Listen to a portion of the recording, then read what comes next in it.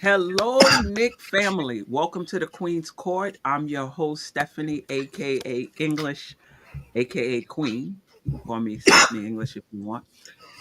And as always, we have a lot to talk about. The Knicks were 3-0 this week, and I get it.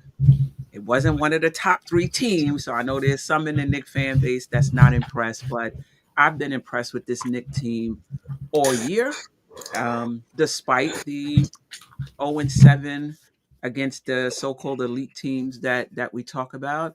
So we'll talk about that. Mitch returned for 2 games, actually, so we get a chance to talk about that. The bench is playing better, in my opinion. Thibs has a complete, roster now. I think we signed Bouchamp, who used to play for Milwaukee, to a two-way contract. We still have one, if not two, open roster spots, so there might be more to add to the team as far as down the bench. So exciting times, in my opinion, for the New York Knicks. I do want to remind everybody that's listening who I am. This will not be the Pom Pom podcast, right? This is going to be where we talk about the pros and the cons, the good and the bad, and try to get a full picture of our New York Knicks, the coach, the individual players. So I think if you've come here for just a party, I'm sorry, this is not the place. But if you've come here for like really good analysis to hear we got Lady and the Chef, we got Tony Crowe, we got Ajay from Dope Soul Sports Talk in here for Geoff Klafter, and you're into really good balanced conversation, you're going to love our show. So, with no further ado, let's bring in Tony Crowe, Knicks and Bruises, Lady and the Chef, two Knicks chicks, Ajay the villain, resident panelist on Dope Soul Sports Talk. How's everybody? Oh, I'm doing good. I'm doing good, Queen. Welcome. Glad to be back. All right, Lady and the Chef, how are you? I'm good. I'm happy to be back, everybody. Lots to talk about with the Knicks. I'm excited to be back here today, of course, on a Monday. And you know what? This is our version of a party. So if they Yeah, either that's true. go on board with it or they don't. Right. No doubt, no doubt. Ajay, Ajay, come on now. Got to get up to speed. It's been a minute. It's been a minute. It's been- Welcome back, AJ. Welcome back. Queen, yeah, sorry, pom pom or not, we're gonna have a party. Like Lady and the Chef said, man. It's This is our type of party, right? that's our type of party, man. You know, it gets hot, it gets cold, it gets lovey dovey in here, and then we bump heads, we do all that stuff. That's how we Right. roll. That's how we have fun. But it's always a pleasure talking about the Knicks. Always a pleasure hanging out with you guys. Even when I'm not on this show, I'm filling in for Geoff today, but I'm usually listening in. When I'm not on, so it's definitely always a pleasure being here and sharing. Talking about the Knicks with you guys. So yeah, it's awesome. Yeah. No doubt. Let's get into the 3-0 week that we had. I'm sorry, I had to put this. Let me get my notes together. I had to go back old school today. I'm on location and had to write it down on a piece of paper. But Uh, I that's my know, kind of I know. thing. Hey, That's hey, that's me and look, that's me and my paper listen. schedule. Right. So last week, it was a 110-105 win against the 76ers at the Garden. Then it was the 114-113 win versus Memphis. That was the first game of Mitchell Robinson's return. And then last night's win against Miami, who's a team in flux, but okay. We got our own issues over here, and we went in and we took care of business. So let's just start with our usual question. What stood out for you in this 3-0 um, week? Ajay, we're gonna since you're the guest today, we're gonna go first with you, then Lady and the Chef, then Tony Crow. And I appreciate that. And first of all, Queen, I resent the fact that we didn't just beat we didn't just beat bad teams. Okay, Memphis came and caught it. Right? It was a 1 point win. Okay, Memphis is not a bad team. They're right up there at the top of the league with us. Okay, Absolutely. top 10. So, Absolutely. listen, I'm uh, I'm very happy. Of course, it's a 3-0 week, and I'm more importantly, I'm happy to see Mitchell Robinson back. Okay, I like what I see from him. He's moving like it's a slow. He's looking better than I expected, especially after all this time not playing. The rust is not showing that much. I mean, he's not doing like there not too many mistakes out there. It like they bringing him in slow.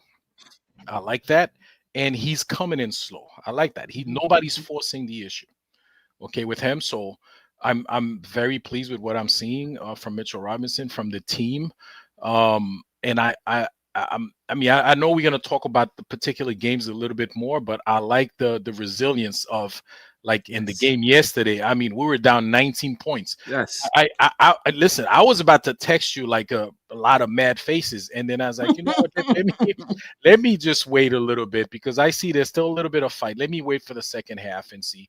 And then they did disappoint. They came in and they took care of business. They came in with a lot of Yes. energy. Yes. There were surprisingly there were some adjustments made in game adjustments. I was like, I had to look at the bench to see is Thibs there or like somebody took over for him for a day. But shout out to the coaching staff. They made some adjustments, little mistakes, but bottom line is we came up with the dub, and that's all that matters. That's what's important, and I'm very happy with what I saw the last couple of games. So I don't care whether it's good team, bad team. Those are NBA teams. Right now, we still winning 2 out of 3 games. We still Correct. we still on par to win 65, 66 games somewhere around there. So we're good. Yeah. Very pleased with what I'm seeing. Yeah. Lady and the Chef. Yeah, listen, I've been looking for consistency from this Knicks team. Now, granted, we got those wins against not elite teams, but I'll be the first to apologize. I did have the Knicks at 2-1, but the Knicks, that persistence that they have is just uncanny that they have. And I think when I watched the games, especially the Memphis game, that game for me felt like a playoff style game. Mm-hmm. And I knew Memphis was going to come back and look to get their revenge, being that the Knicks embarrassed them the first time that we played them. But they're considered a top contending team, as they are. But the Knicks just have their number this season, right? And I just thought that game, we had solid help from the bench. That was like a huge factor in that game. Having Mitch back, the Knicks look like they've been rejuvenated. Having Mitchell Mm-hmm. Robinson back, the Mm-hmm. energy just seems from like OG and the rest of the guys, just the way they're playing defense, and just the effort. I was opposite of Ajay when I was watching that game and the Miami game. I never once felt like being that the Knicks were down, like, damn, this is a dud. The Knicks ain't gonna win this. The way the Knicks were playing told me the story was gonna turn out differently. Even if the Knicks would have lost, I felt like the way the Knicks were playing and the way they were putting forth effort, that's what stood out too for me in these last 3 games. And that's what I was looking for, the effort. But that's what I'm looking for this Knicks team. I mean, Josh Hart flying from the roof, cracking his back in half and still playing a full game, that speaks volumes. So the Knicks pulling out these wins and being that clutch team in the fourth, letting teams know that don't sleep on us in the fourth quarter. I love it. I love it. Yeah. Yeah. Yeah. For sure. Um, Tony Crowe. Well, it started with that Philly game. For me, I'm on the post game with Sim, and Sim as well as a lot of the chat was upset, even though we got the win because of who the opponent was. It should have been an easier win, and I was actually thrilled and encouraged by the win because I felt like we would have lost that game early in the year. And then, Mm-hmm. you know, Yeah. a lot of people were arguing and talking about the identity and us losing that grit. And that was the start of it as far as this week. You know what I mean? And then come to find out, it's 3 of them. You know what I mean? Where we had to show that resiliency, show that remnants of what we had as a team last year. You know what I mean? So it's still in us. We're capable. You know what I mean? So yeah, like Lady and the Chef, the effort. You know what I mean? I'll say like it felt like playoff intensity in all of those games, especially down the stretch.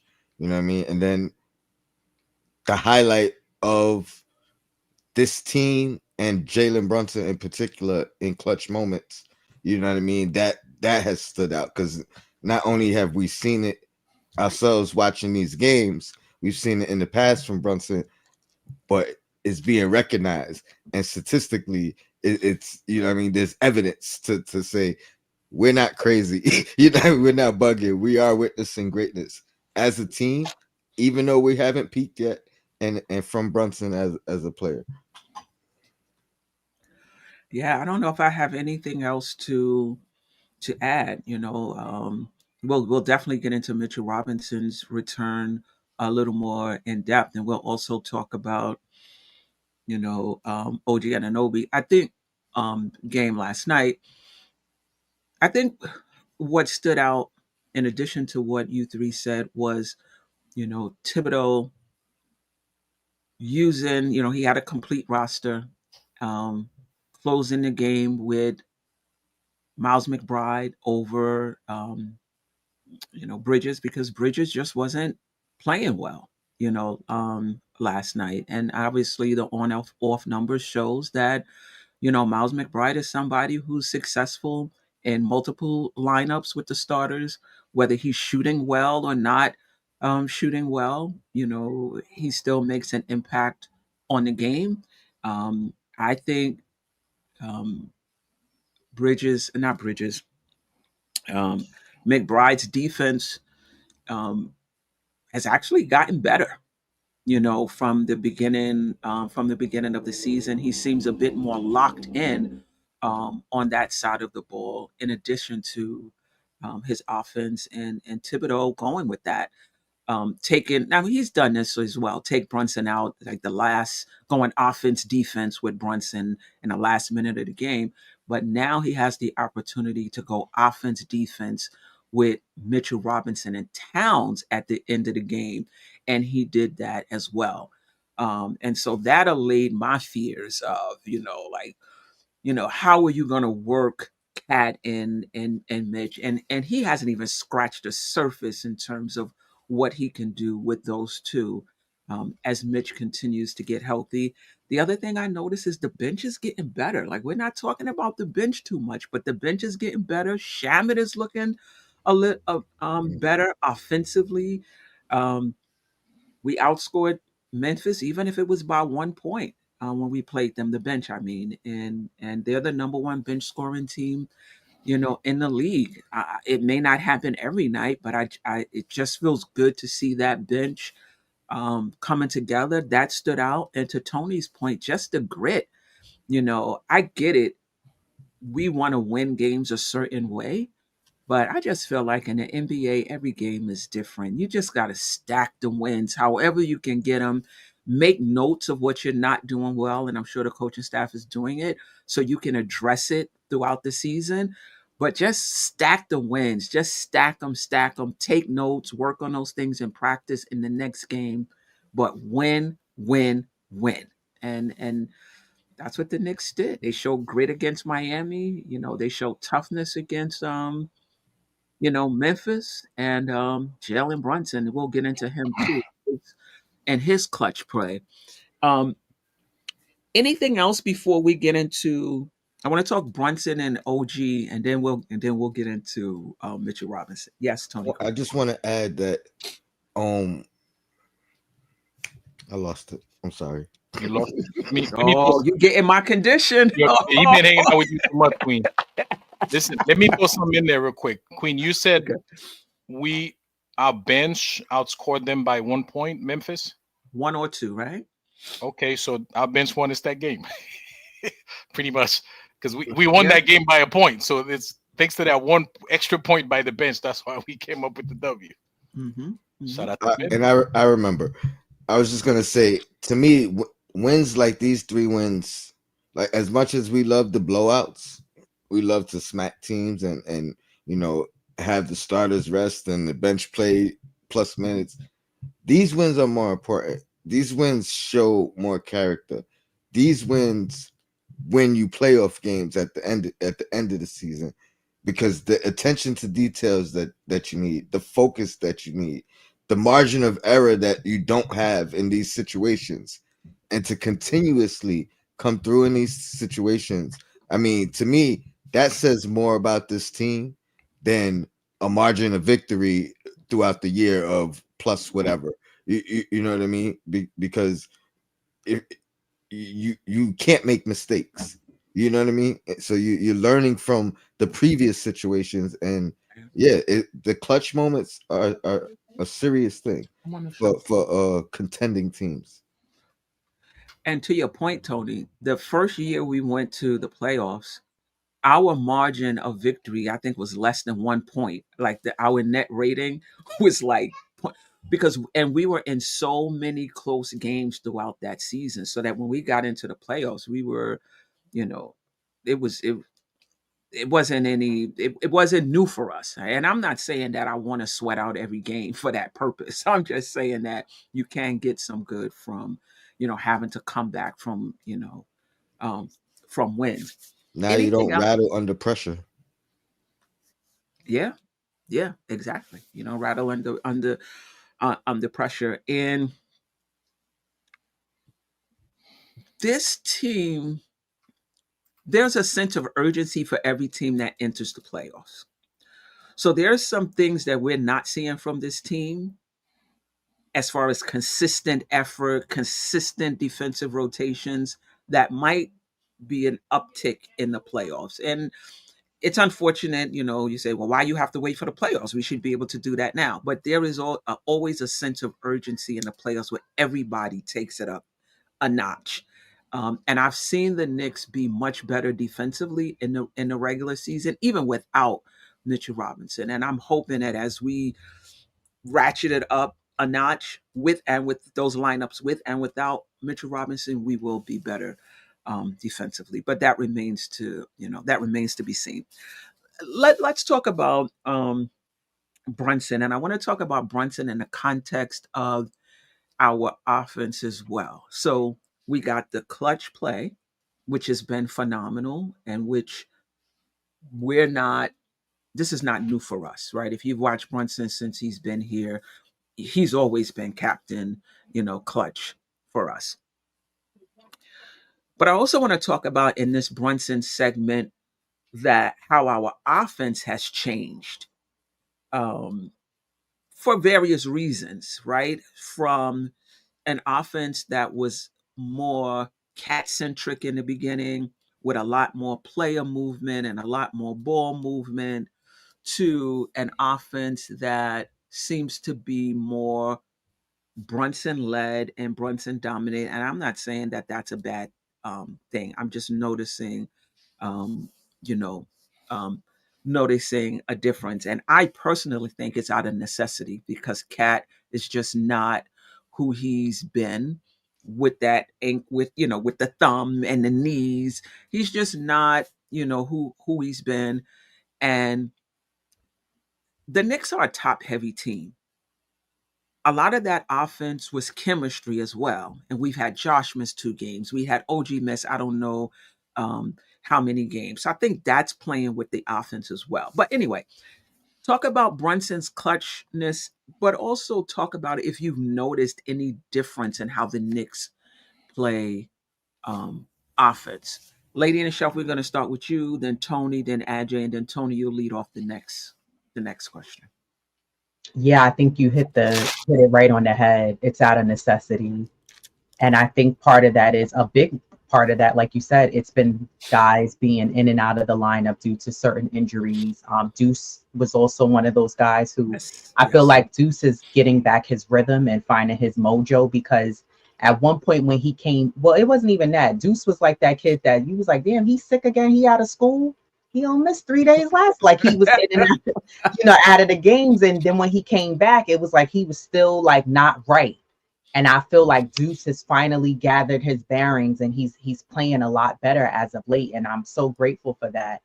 And I think part of the reason why Brunson has to be very much carrying the torch for this team also is because I think while this roster, he has the help and there's the trust that's there, right? Even though I know to some Knicks fans, they may look at it like, but damn, he's only getting you about 6 to 7 assists a game, right? So you want to see him utilize and share the rock more with his other teammates. But I think part of that is that when you look at the way certain players have played, OG, for example, he was going through a little slump at one point. Right. Mikal has been going through a slump and still is kind of in it. He's been very up and down. So Mhm. I think with Brunson, he's using previous seasons since he's gotten here when this Knicks team having a man down situation with injuries or not even just injuries. Sometimes guys are just they're not peaking during the season. They playing kind of in the background. And he's had to carry that load and rightfully so. To sometimes we may, even myself, I'll be like, oh, it looks like he's hogging the ball. But his mind frame of thinking is like, yo, I'm trying to get us the win. I'm not trying to be a ball hog. I have to do what I need to do, to get us that win. But do I agree? I know you touched on this before, Queen, that you want to be able to see Brunson be more vocal on the floor. The communication has to be there. And I see guys talking a lot more on the floor as well, but also utilizing that pick and roll. Now you have two twin towers between Mitch and Cat on the floor that you can take advantage. And that's a problem for Right. teams. Mhm. But I will say that him being a clutch player on this team, thank God that this Knicks have a player like that. Right. Because I thought about this earlier because I had a feeling we were going to talk about this and the Knicks being clutch and Brunson being clutch. If he wasn't on this team, I don't know who would you really feel comfortable with on as a player that can do that for this team in fourth quarter situations that can get us a bucket when we need it at will, no matter what defense is against you, and to be able to put points on the board and get that last second shot if needed, right? We Right. also saw him in the Memphis game use trust and use OG and let him take the last second shot, which was something that I was worried, not so much concerned, but I was like, oh, I want to see if he's able to trust somebody else. And we saw him do it in Miami. He gave it to Mikal, who was thinking up the joint and couldn't even graze the rim on the three. But whatever, you never know. He's capable of hitting the shots as well. But I just think that Brunson doing what he does not just only proves that he's the captain and the leader of this team, but listen, the Knicks need him at the end of the day. If he wasn't on this team, I really wonder who would be that guy. I feel like this Knicks team would be like the Knicks team that we had a few seasons ago, where we kind of was relying on Julius Randle and maybe someone else who can, if he had to throw the ball out randomly to take the shot, and we was hoping, wishing, and praying that the ball Right. went through. Whereas now we actually have that guy or a few guys who you can trust to give the ball to. So, you know, I think him being clutch has helped this team be known as that clutch team in the fourth quarter. And listen, I'm happy to see it. I agree with a lot of the fans and the supporters in the chat where no, not every game needs to be a heart attack moment, but in Knicks fashion, that's how it is. Some games we're going to win by one, but I think that this team is also proven that you can't sleep on them. You may think, oh, we got them in the bag, and I thought Miami was thinking that. Bam was like, oh, we just give it to me. But that switch, like Tony mentioned, putting OG on Bam, I mean, wow, what a difference that made. OG was like, I don't know what happened. He turned into a monster. He was out there. Oh, Schmidt was out. I was like, what's going on? Is everything okay? OG keeps playing like this on this West Coast trip. This Knicks team keep playing the way they're playing. They're becoming dangerous as a Yeah. team. So Yeah. shout out to the Knicks and what they're doing, being clutch. Yeah, yeah, yeah. I couldn't say it better. Go ahead, Tony. Queen, I see you wanted to jump in a few it's times. it's tough on this show, man. Trying to go after who it don't matter who go first. Trying Right. to go after somebody is tough. I mean, she kind of covered the majority of the the points I wanted to make. Yes, I agree. It's by necessity. Like you said, OG has missed. Like he found it looked like he found his stretch, his rhythm, and then he missed some time, and then he had to find it again. Mikal's been off and on. Like he had a stretch where it looked like, oh, we might have found Mikal, but he's been off and on. Brunson's he's used to the role we need from him anyway. So there's no adjustment for him. There's no finding himself. It's just be myself. Um, No doubt. but the ill thing is, I've been saying this all season. I felt like he's in a tough position. Without shooting Brunson any bail, I did feel like he's in a tough position of trying to figure out when do I take over, which is what I'm used to, and Mm-hmm. when do I find my guys, get my guys hot. So it seems like he's found this rhythm where number one, I'm gonna get my assists early and, and, and try to knock that out the way. You know what I mean? But then I could be myself. You know what I mean? Right. And come up clutch. And when it's time for someone we need to take over, I'm the best suited for it. I'm gonna do that. And then the biggest thing, the sacrifice, right? The making the right reads, the finding OG for that game winner. Right. When you got it going and you got it cooking, that's that balance that I felt like he's gonna struggle with, because he's used to saying it's my time, they need me, but you always got to make the right read. You always make the right play. You know what I mean? And if you look at that play, it was 4 defenders closing in on him as he made that drive when he made the pass to OG.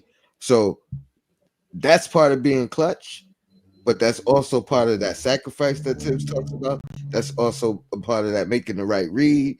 That's also a part the game telling you what to do. Like all the Right. things that Tibbs talks about, we Mm-hmm. see it night in and night out. You know what I mean? You just gotta recognize it. Yeah. How much Ajay, did you get a chance to comment on this section? No, you could. No. Okay. I just want to add one thing real quick. Yeah, yeah. Tony, so it was really the same situation uh in regulation that sent us in overtime, because I think he was like triple teamed, and he found Mikal Bridges was open for the shot. Of course, Mm-hmm. unfortunately, Mikal Bridges didn't hit it, but it was literally, I mean, not similar, but it was similar. It was the same thing, the same strategy, the same thing that happened. And, he found, but it was literally the same thing. Mikal didn't come through, but he recognized that at the end of regulation as well, you know. Right. How much does assists, and I already know Ajay's thoughts on this, but how much how much do you judge, and by you meaning in us individually, judge Brunson based on how many assists he has in a game? Is that part of how you judge his performance? Tony, I'll start with you. Me personally, when I'm home watching the game and I get to sit down and analyze and enjoy, to me it's about making the right read more than how many assists he has. Because you make the right read and the guy finishes, you know what I mean? And you make the right pass at the right time, the guy finishes, is gonna be an assist. I try to look at him, did he force the shot, whether he made it or not? Was it a force? Was it the right read? So to me, that's more important. Only time I look at numbers is when I didn't get to watch the game and enjoy it. So now I want to look at box scores. All right. Oh, he has 6 assists. Oh, he had 8 assists. You know what I mean? But other than that, when I'm like really trying to watch and enjoy and analyze it, I try to pick out the reads, and if he's playing the right way, I'll live with whatever the results are. Okay. Ajay? Well, Queen, for those of you who don't know here at NBK, assist to me is, it's a half-assed stat, I always say, because not so Brunson not recording a lot of assists doesn't mean he didn't pass the ball. Okay, that that could also mean that the person he passed the ball to didn't hit the shot, because if he could throw 20 passes and they only hit 2 or 3 of those shots, it's going to count as 2 assists. It's not going to take account the other 18, 17 passes that he made. Okay, like Tony said, having said that, he has to make the right read. Okay, don't force the shot and make the pass to the guy who's in a position to hit it. Okay, the guy who's in the right place at the right time to hit that shot. Doesn't mean he's gonna hit it, but at least you make that. So, and again, like Tony said, it's not really the numbers if you have to watch the game. Because when you watch the game, forget about the stats. You just listen, Queen. I don't know how like the numbers wise how efficient Deuce McBride is, but I know most likely when he throws the ball up, it's gonna go in. So you feel good when the ball, like with the shot clock going down and the ball ends up. I feel better when it's in Deuce's hand instead of Josh Hart's hand or Precious Achua's hand. You know what I'm saying? I don't even need to look at the stats. So you got to look at the game. You got to, the flow of the game. And listen, some games maybe Deuce he missed a lot of shots, but when he throws it up, you have a feeling it's going to go in, right? So the assist again, yeah, I guess it's important to show like ball movement, and it doesn't equate ball movement to me either, But I guess that's how they look at it. But he does pass the ball. It's up to the rest of the team to do something with it, or it could be a hockey assist. It could be he passed and then hit. So they don't count all that. That doesn't mean if you count like the direct assist, I don't think that really tells the whole story. You have to combine that with sit and watch the game. It makes a huge difference when you into the game, you feel the game, and you see the action that's going on. And sometimes you think like, why didn't he pass the ball? Like he forced the shot. Sometimes he forced a shot. And he still doesn't. He doesn't have a better option. And you look at everybody, like nobody's in position, to either. There's no angle to pass the ball, so it's either that. So it's either he travel turnover, shot clock runs out of turnover, or he throws up a bad shot, and so he throws up a bad shot. You never know; it might go in. So Yeah, before I get to Lady and the Chef, what I'm hearing from you guys is it's about the process, not necessarily the result. Like you can make the right pass, you could take the right shots, and they may not go in, but that's the right shot. You can make the right pass, and the team, the player may not hit it, but it was definitely the right pass. So just kind of getting better at the process and how you're reading and processing the game, and just kind of live with the results. Lady and the Chef, when you're judging Jalen Brunson, how much does assists play into your assessment of him? I think it does depend on game by game situations, but I also am a big component of what are the other four guys that's on the floor with him doing. So I'm a big component of the Knicks are very successful when other guys are cutting to the basket, moving without the ball versus standing, whether it's beyond the arc or what at an angle at the bottom of the basket. Sometimes that may work, but when you're moving, we saw it in Miami. Josh Hart was able to curl around and get free right under the basket. Brunson did a nice behind the back bounce pass, no look pass, and was able to get him. But when the Knicks move without the ball, and this is what made them so successful last season, when we had Isaiah Hartenstein. Yes, Hartenstein is a great passer, but they were moving without the ball. Whereas in, old Knicks, guys were just standing, they were clapping, waiting for the ball, watching whoever was dribbling the ball. So when they're moving, and if you notice when Brunson goes to the bench, which I'm noticing Thibs is giving him more breathers, when he's on the bench and you look at the offense, sometimes it becomes a little stagnant. So I think that's part of the challenge of the bench, getting better and learning how to move without the ball as well.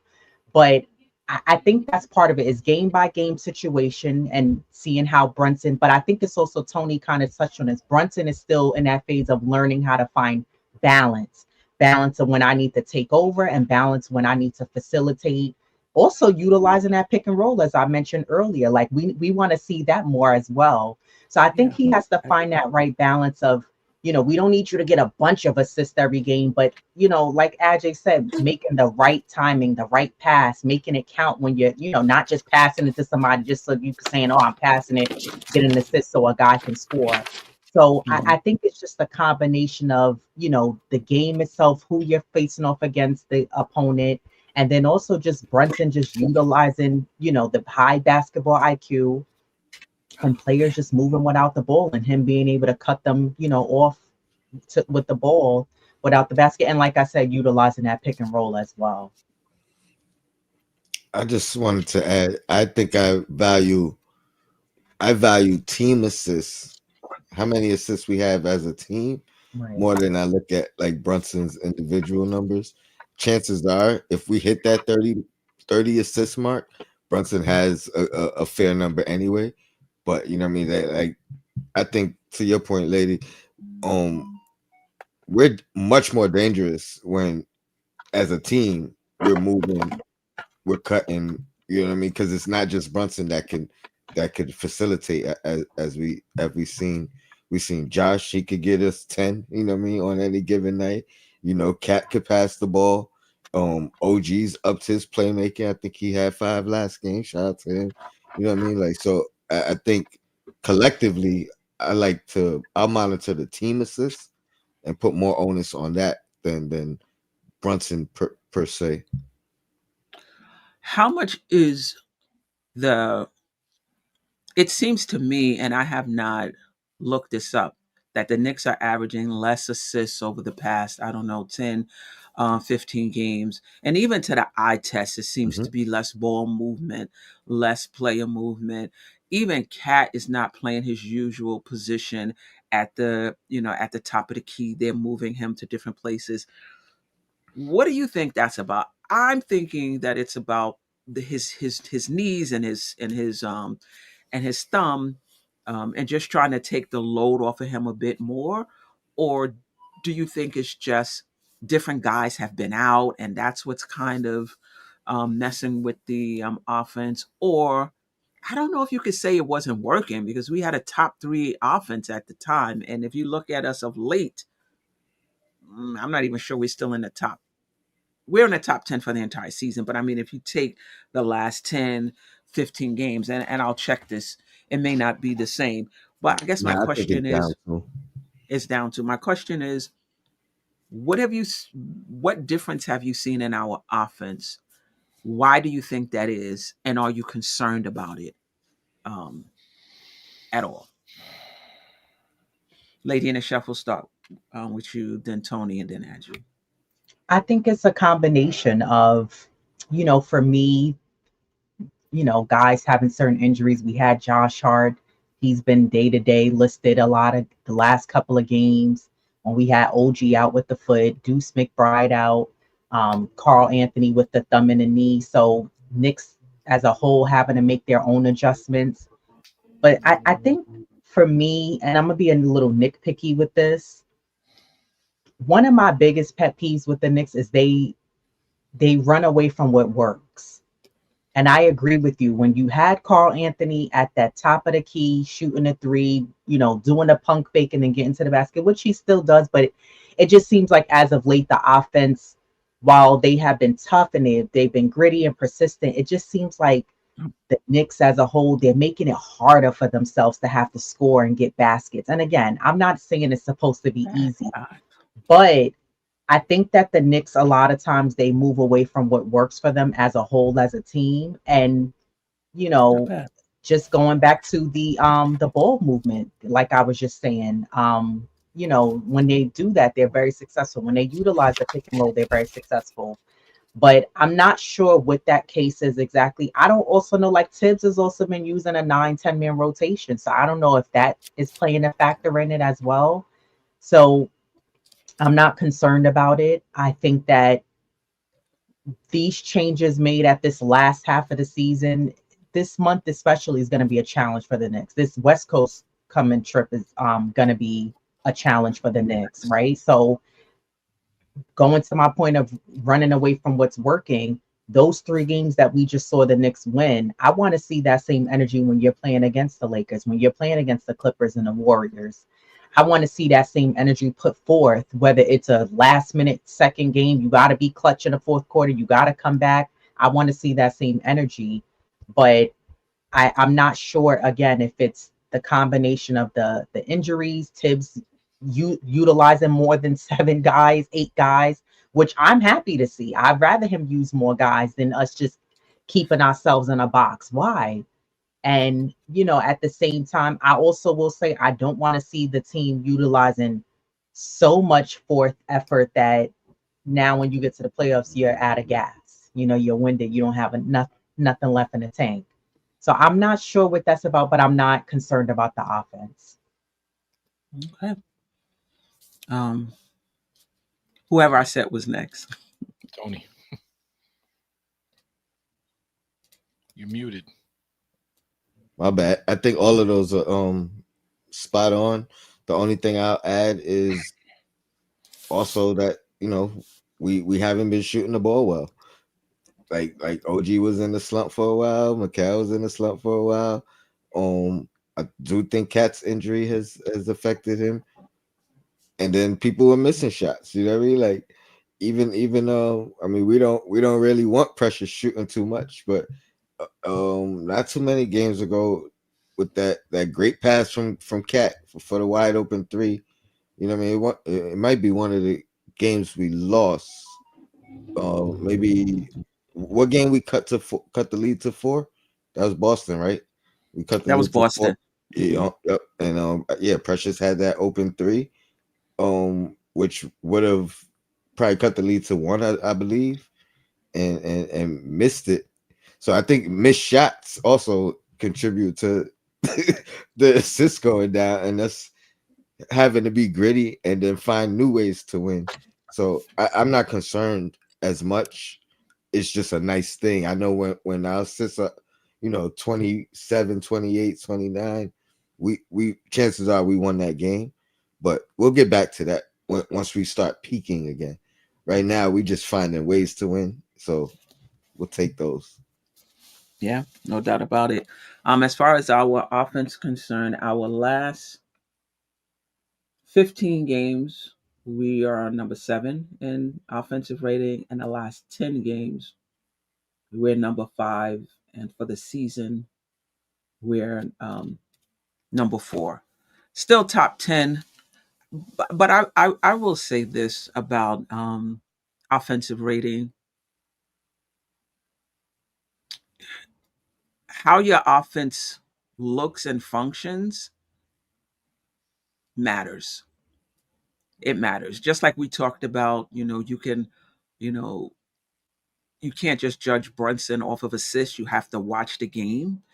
And I think it's the same thing for our um, offense, because a few years ago, or maybe even last year, we were like, even a few years ago, top 4, top 5 in offense. But that was a very different offense than this top 5 offense, which is much more dynamic with better shooting and cutting and passing, making it harder for the defense, right? Making the defense have to, have to work. So it's not just about where you're ranked; it's about how is that offense looking? What challenges are you presenting to the other team? Tony? Well, just to piggyback, you're 100% right. These last three games gave us a remnants of last year. The way we had to win, we had to figure out ways to win, and the offense wasn't pretty last year. You know what I mean? We didn't shoot the ball well, but we won the possession battle. You know what I mean, by double digits. We won the rebounding battle. We won the offensive rebounding battle. So to me, like these last three games, it was us, whatever it took. I mean, one of them games, I think the Memphis game, we got out rebounded by 20.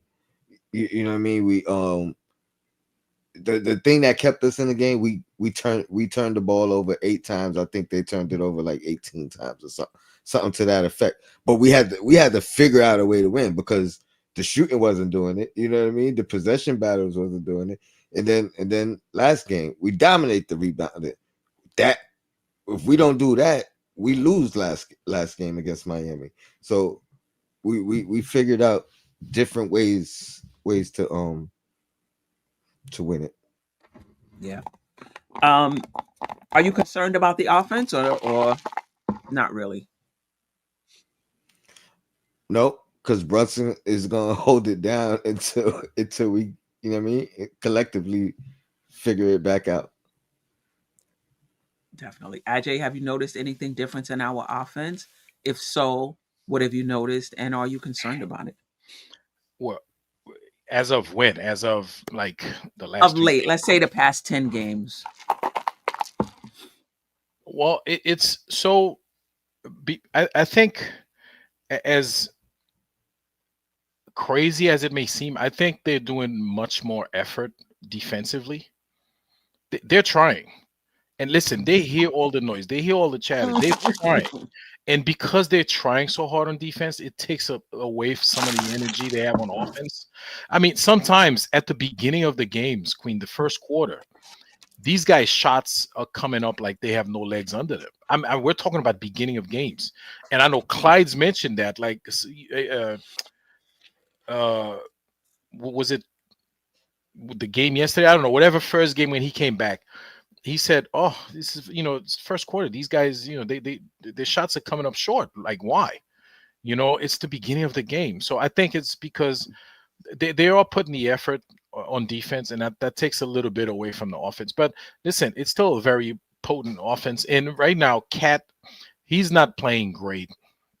He's still getting his points. Don't get me wrong, but he's not that gravity that we need him to have. It's one thing to get your points, but then it's another thing when you have the ball and people have to converge and on you and leaving other guys open. That makes a big difference. Okay, because like both of them are just like they're both just as important, you know. So Right. I don't know what's bothering him, but um aside from that, listen, Deuce McBride's playing better on offense. I just OG the last couple of games been good, but he hasn't been consistent. So if we can get some sort of and Josh Hart hasn't been either. Josh Hart gives you the Josh regular Hart stuff. hasn't been either. So Exactly. but if you get if you get these guys to you can count on them, like they give you what you expect of them. I think we're going to be right back up there at the top, one of the top offenses in the league. I mean, we have the guys who can get that done. So once you're hoping Bridges and Ananobi get more consistent. Okay, and once that happen, we're going to be fine, and I expect that to happen. You know, Cat, let's figure out what's wrong with him. Maybe he they need some load management on him. Need to rest him a couple of days, and let him get right. But once he gets back, I think our offense is very tough to. It's tough to stop when Yeah. when it's clicking, when everybody's playing, doing their part. Yeah. I mean, the thing about it is the potential for our offense is still there because those players are still there. Like it's Right. not clicking the way it was clicking before, but it says a lot that you can win basketball games different ways. It says a lot that you can win basketball games when you're averaging 30 assists and there's ball movement and there's player movement, or you can win basketball games if nobody is on and Brunson has to has to be basically the primary driver of the offense, like in years past where he's either shooting or passing, like he's the one creating the opportunities for himself and others. It says a lot that you can do it different ways. And then also defensively, and it seems like as the season goes on, there might be times when we win games defensively, where our shots are not falling, but we're playing more players. That means starters are getting, playing less minutes. So maybe they'll have more legs to end the game. Maybe they can put out more effort on the defensive end. And we might be able to, pull out a defensive win, like right on a night when we're not shooting well. So the thing about it is I feel like, let me ask you this. This team is still in flux. So for example, last year before all the injuries, we knew who we were, right? We knew who we were defensively. We knew who we were offensively. We were a volume team, right? We were a team that focused on keeping the um what's the term you use? I say volume, but what's the term you use, Tony? The type of Um, offensive team we were last year? our Possession development. game, the possession Yeah, game. yep, yep. Right, right. I don't know who we are yet. I don't know who we are yet. Like in the beginning of the season, I would have said we're a team with a historically elite offense whose defense is just not there yet. I don't know who we are now because this offense is definitely not looking elite as of late. So who Do you think we have an identity, Tony, offensively, defensively, or even overall? And that's for everybody, but I'll start with Tony, then Ajay, then Lady in the Chef. I think it's still a work in progress. I think we still have that elite offense. I think Mhm. honestly we're trying to establish ourselves defensively. We've been trying to define our defensive identity all year long, and I think the staple of that is here now. And I really do believe that is going to help Mikal. That is going to help OG. You know what I mean? Mitch Robinson's presence. But offensively, I think that was going to go. Offense can always go up and down. You know what I mean? Mhm. Um, and the reason we're not at the Boston level yet, and at that even Cleveland level, arguably, is because of the time together. You know what I mean? Um that has to grow. So Right. over time, I think the offense becomes more well oiled. You know what I mean? More second nature. Right now, we're winning with the talent of these guys, but not the chemistry part yet, not the consistency part yet. So we're still in a good spot, but I think defensively is where, as a whole, this team has so much potential to grow. You know what I mean? We got a lot of potential to grow offensively too, but we've seen so much of the offense. You know what I mean? The defense we haven't seen. We haven't seen consistently. I think we could get there.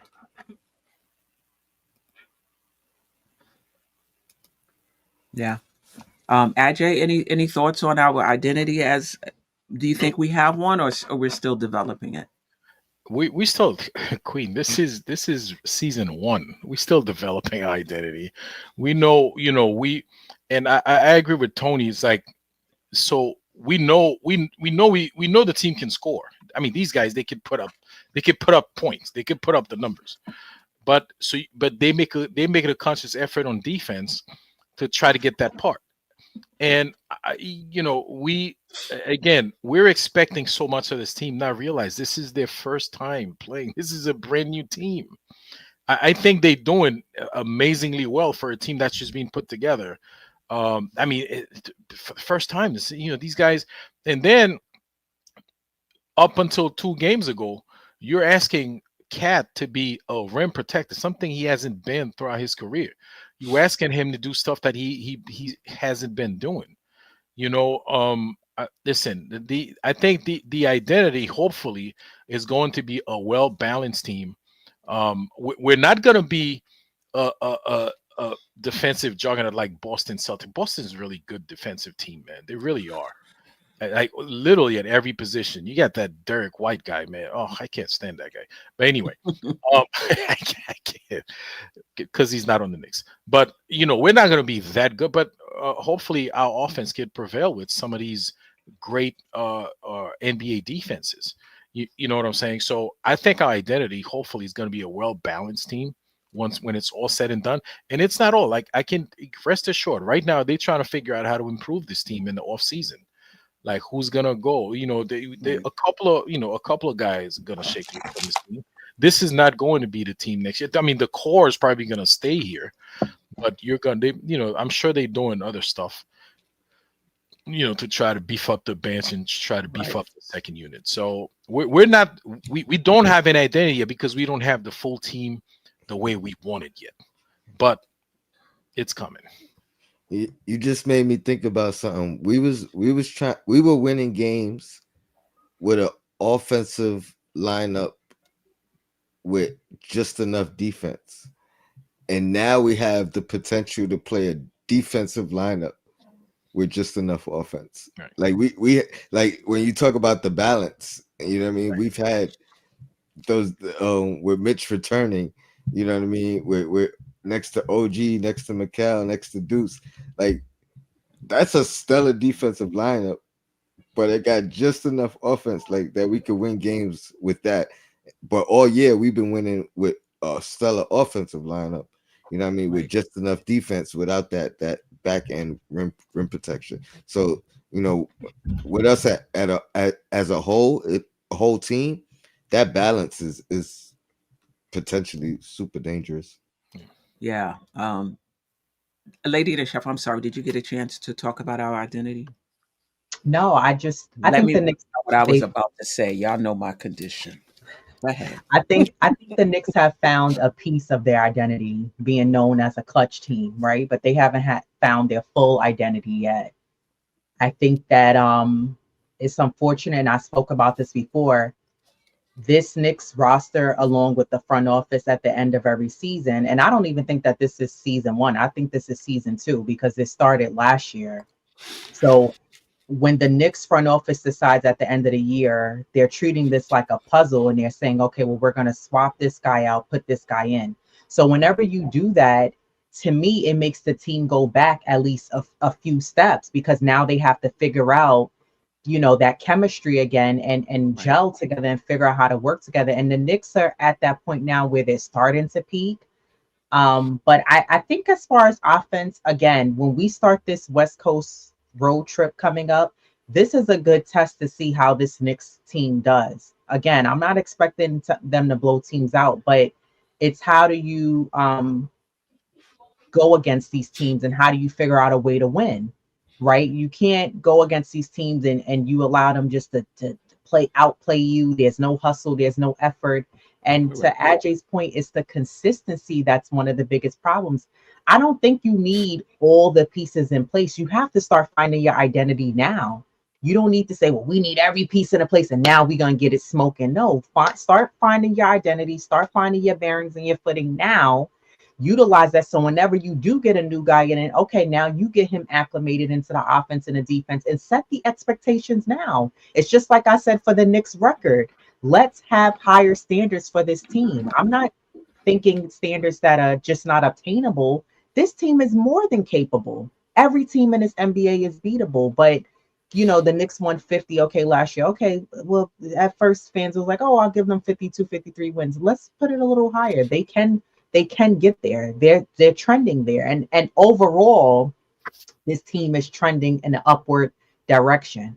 But I think as far as the offense goes, the Knicks, I'm not concerned with them offensively. I will say one of my concerns is when you have teams hypothetically in the playoffs and they're able to shut down Brunson, who and what are our other options?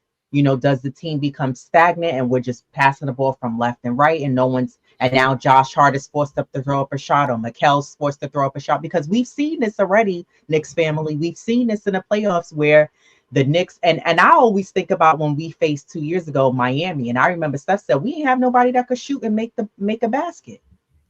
I don't think that that's necessarily our issue, but again, if teams figure out how to double, triple team, or put an excellent defender or Brunson who could take him out his game, or maybe it's just an off night, a combination of an off night and great defense on him, what is the option and alternative and who steps up along with the consistency that Ajay was just talking about? This is our issue, the Knicks issue as a whole. They lack consistency. We see games where we're like, wow, look at what they can do, and we see the potential. And then you look the next couple of games and you're like, well, what happened? Effort is not even there. What happened? At least have the effort, have heart, have that grittiness when you go into games. I don't care if you lose, but have a bit more Correct. heart when you're going out Correct. there on a night in, night out basis. Don't go there and have Curry looking like a Harlem Globetrotter and he's out there swinging the ball all over it. Like, come on. You know what I mean? So that's what I mean as far as when I'm saying the consistency. And again, offense and defense consistency more so is what I'm trying to get at. Yeah. I want Um, to go ahead, I Tony. just wanted to push back on 2 points. Um, I don't think we've seen anybody stop Brunson yet. I think what we seen was the first year Brunson make the wrong decision and trying to get that pass to Randall, and Josh Hart was wide open. I think the following year we seen him give that pass to Josh Hart and make the right decision. And then I think what stopped him was him being injured more than team stopping him. So I'm gonna just put my money on. I gotta see him get stopped. You know what I mean? Before I say that, but I think he's learned. You know what I mean? Part of that is his personal growth of, all right, I got to make the right read because that's what's going to win us the game more than, just them stopping me. And I think we Yeah. have the collective behind that team to kind of do that. And then I think I think the reason I say this is year one is because last year's team, there's only 4 players that started the year on this team last year that's still here. That's Deuce, um, Josh Hart, Jalen Brunson, and Mitch. And then Mitch is just 2 games in with this current roster. So to me, this is year one with Mitch just coming back, and then all these other guys that's here, whether they came halfway through the year last year or in the off season. That's why I say it's a new season. You know what I mean, or year one. You know what I mean. But other than that, I agree with everything. I just And you know what, Tone? I was thinking when Lady and the Chef said that, because I said this was year one too, but I could see both sides. I could see both sides. I could see from a front office perspective saying last year was our championship, was the opening of our championship window, and mm-mm, this is not going to fit.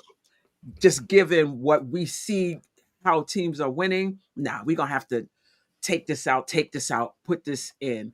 So I get it. If you're thinking in terms of roster, this is year one. But if you think it from the front office perspective, this could be year two from their Shit, it perspective. might be year 4. I mean, it might be Leon as long as Leon got here from that perspective, because they've been building and cooking since the beginning. you, Yeah, no doubt. you know what I Yeah, mean? yeah, yeah, yeah, no doubt.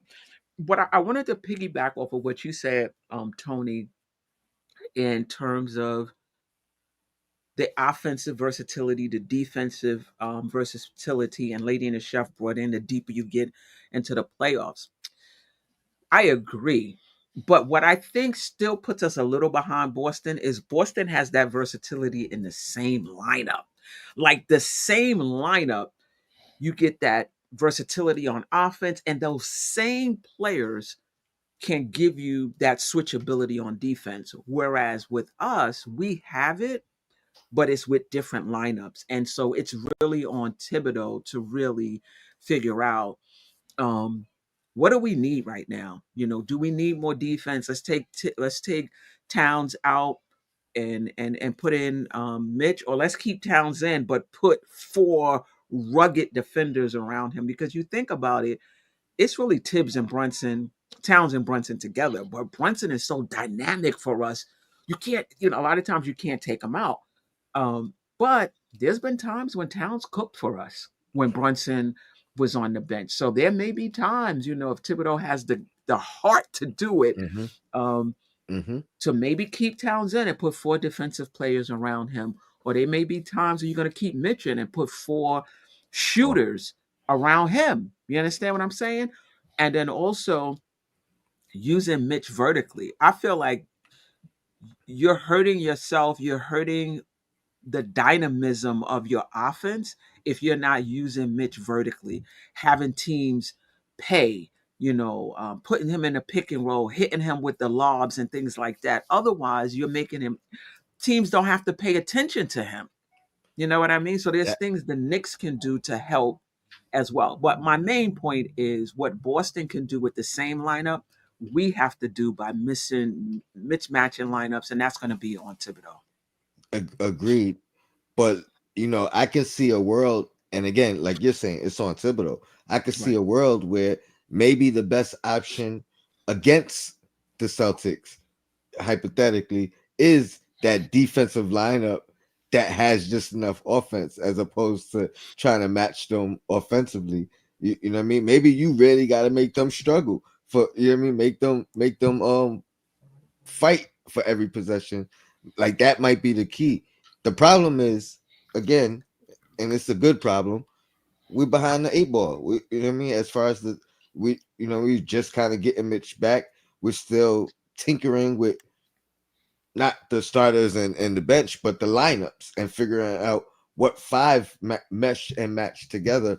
Where these guys, these other teams have been together and they know who they can mix and match. Correct. You know what I mean? You talk about Horford. who can start next to KP or not. You know what I mean? They could be a big lineup, or they could go with the guards and put Horford on the bench, or start Horford and put Porzingis. Like they know their combinations. Right. We will learn that through time. We will. I will say this, Tony, to your point about just enough offense. I don't know if there's just enough offense for Boston, because I agree with you in terms of having that defense that's going to make them work. But if you have just enough offense, like they made it hard for us with our robust offensive team That's out a there. fact. You gonna go out there with a limited offensive team, I was it I was makes it only easy speaking for them. hypothetically. like I was as soon as I said Boston, I'm like, they a bad example, but you know what Yeah, I because mean? they gonna be like, we only got to pay attention to three offensive players in this lineup. Oh, we good, you know. But that's just how that team. It's a rare mix where you can get, at least in their starting lineup, five players that can play both. And even though Porzingis, you can argue he's not a defender in the sense of lateral movement and being able to stay with you on the drive, but you do get some, you know, rim the protection with even him. even with Porzingis, you can't let him be a roam defender in the paint. Then you play into his strength. So the same, I mean, to an extent, but the same way with Cat, you got to put him in the action. You gotta Correct. make, you know what I mean. So there's things that you got to do. I know it ain't easy, you know what I mean, but it's things that But you gotta I put figure out. I put my head down. Then I'm gonna get to Ajay and see if he has anything he want to add. I put my head down because we talked about this before. The Knicks leave a lot on the bone offensively in terms of being able to make it difficult for other teams. Those mismatches, those pick and rolls, stretching Towns out. I mean, there's so many things that we just don't take advantage of, in my opinion, offensively. Ajay, anything you want to add to whatever we've said of late? Well, to back up your point, in yesterday's game, I think they had Highsmith or somebody checking Carl Anthony Towns, and to me, it's like that should have been barbecue chicken for him. You know, if he was right, you know what I'm saying? Because they really didn't have like, uh, what's that kid, the 7 footer over there? Uh, Where? Where Where, right? What? So where plays low? I mean, he could play. He does play around the perimeter, but they didn't even bother put him on Cat. They just let him stay down there and be a shot blocker. You know what I'm saying? So I mean, that's what, to case in point, that you're saying we leave a lot of meat on the bones when it comes to offense, because we do not take advantage of a lot of those mismatches. You know, we don't. It's almost like we like to make things harder for us. You know, I agree. and I don't know, maybe that'll change, and I want to see, and I don't even know if that's the players or the coaching staff, or but somebody's got to point out, hey, hey, Cat, you got a little guy on you, man, just take him in the blender every time until they stop it, you know Right. until they stop it, like, we don't even Correct. try. So, Correct. I agree. And to me, that's on both Thibodeau and Brunson. Both. You and know. the player too, like, and, if I'm Cat, I'm calling for that ball. I'm like, man, give me that rock, man. Like, look what I have on me. Give it to me. it's everybody collectively, because I think even with the Highsmith moment, um, if it's the play that I'm remembering, he had the ball on the left block. Brunson had the ball. Brunson couldn't get it to him. He ended up switching to the right block. They swung the ball to Josh Hart across, and Josh Hart couldn't get it to him. Like, it was, I thought it was going to be a 3-second call because I didn't see him come out. He just went from one block to the other.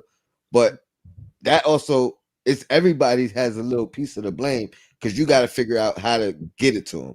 Whether it's Right. Brunson with the ball, whether it's Hart with the ball, whether it's Thibs implementing some plays when they occur, so you're ready for them.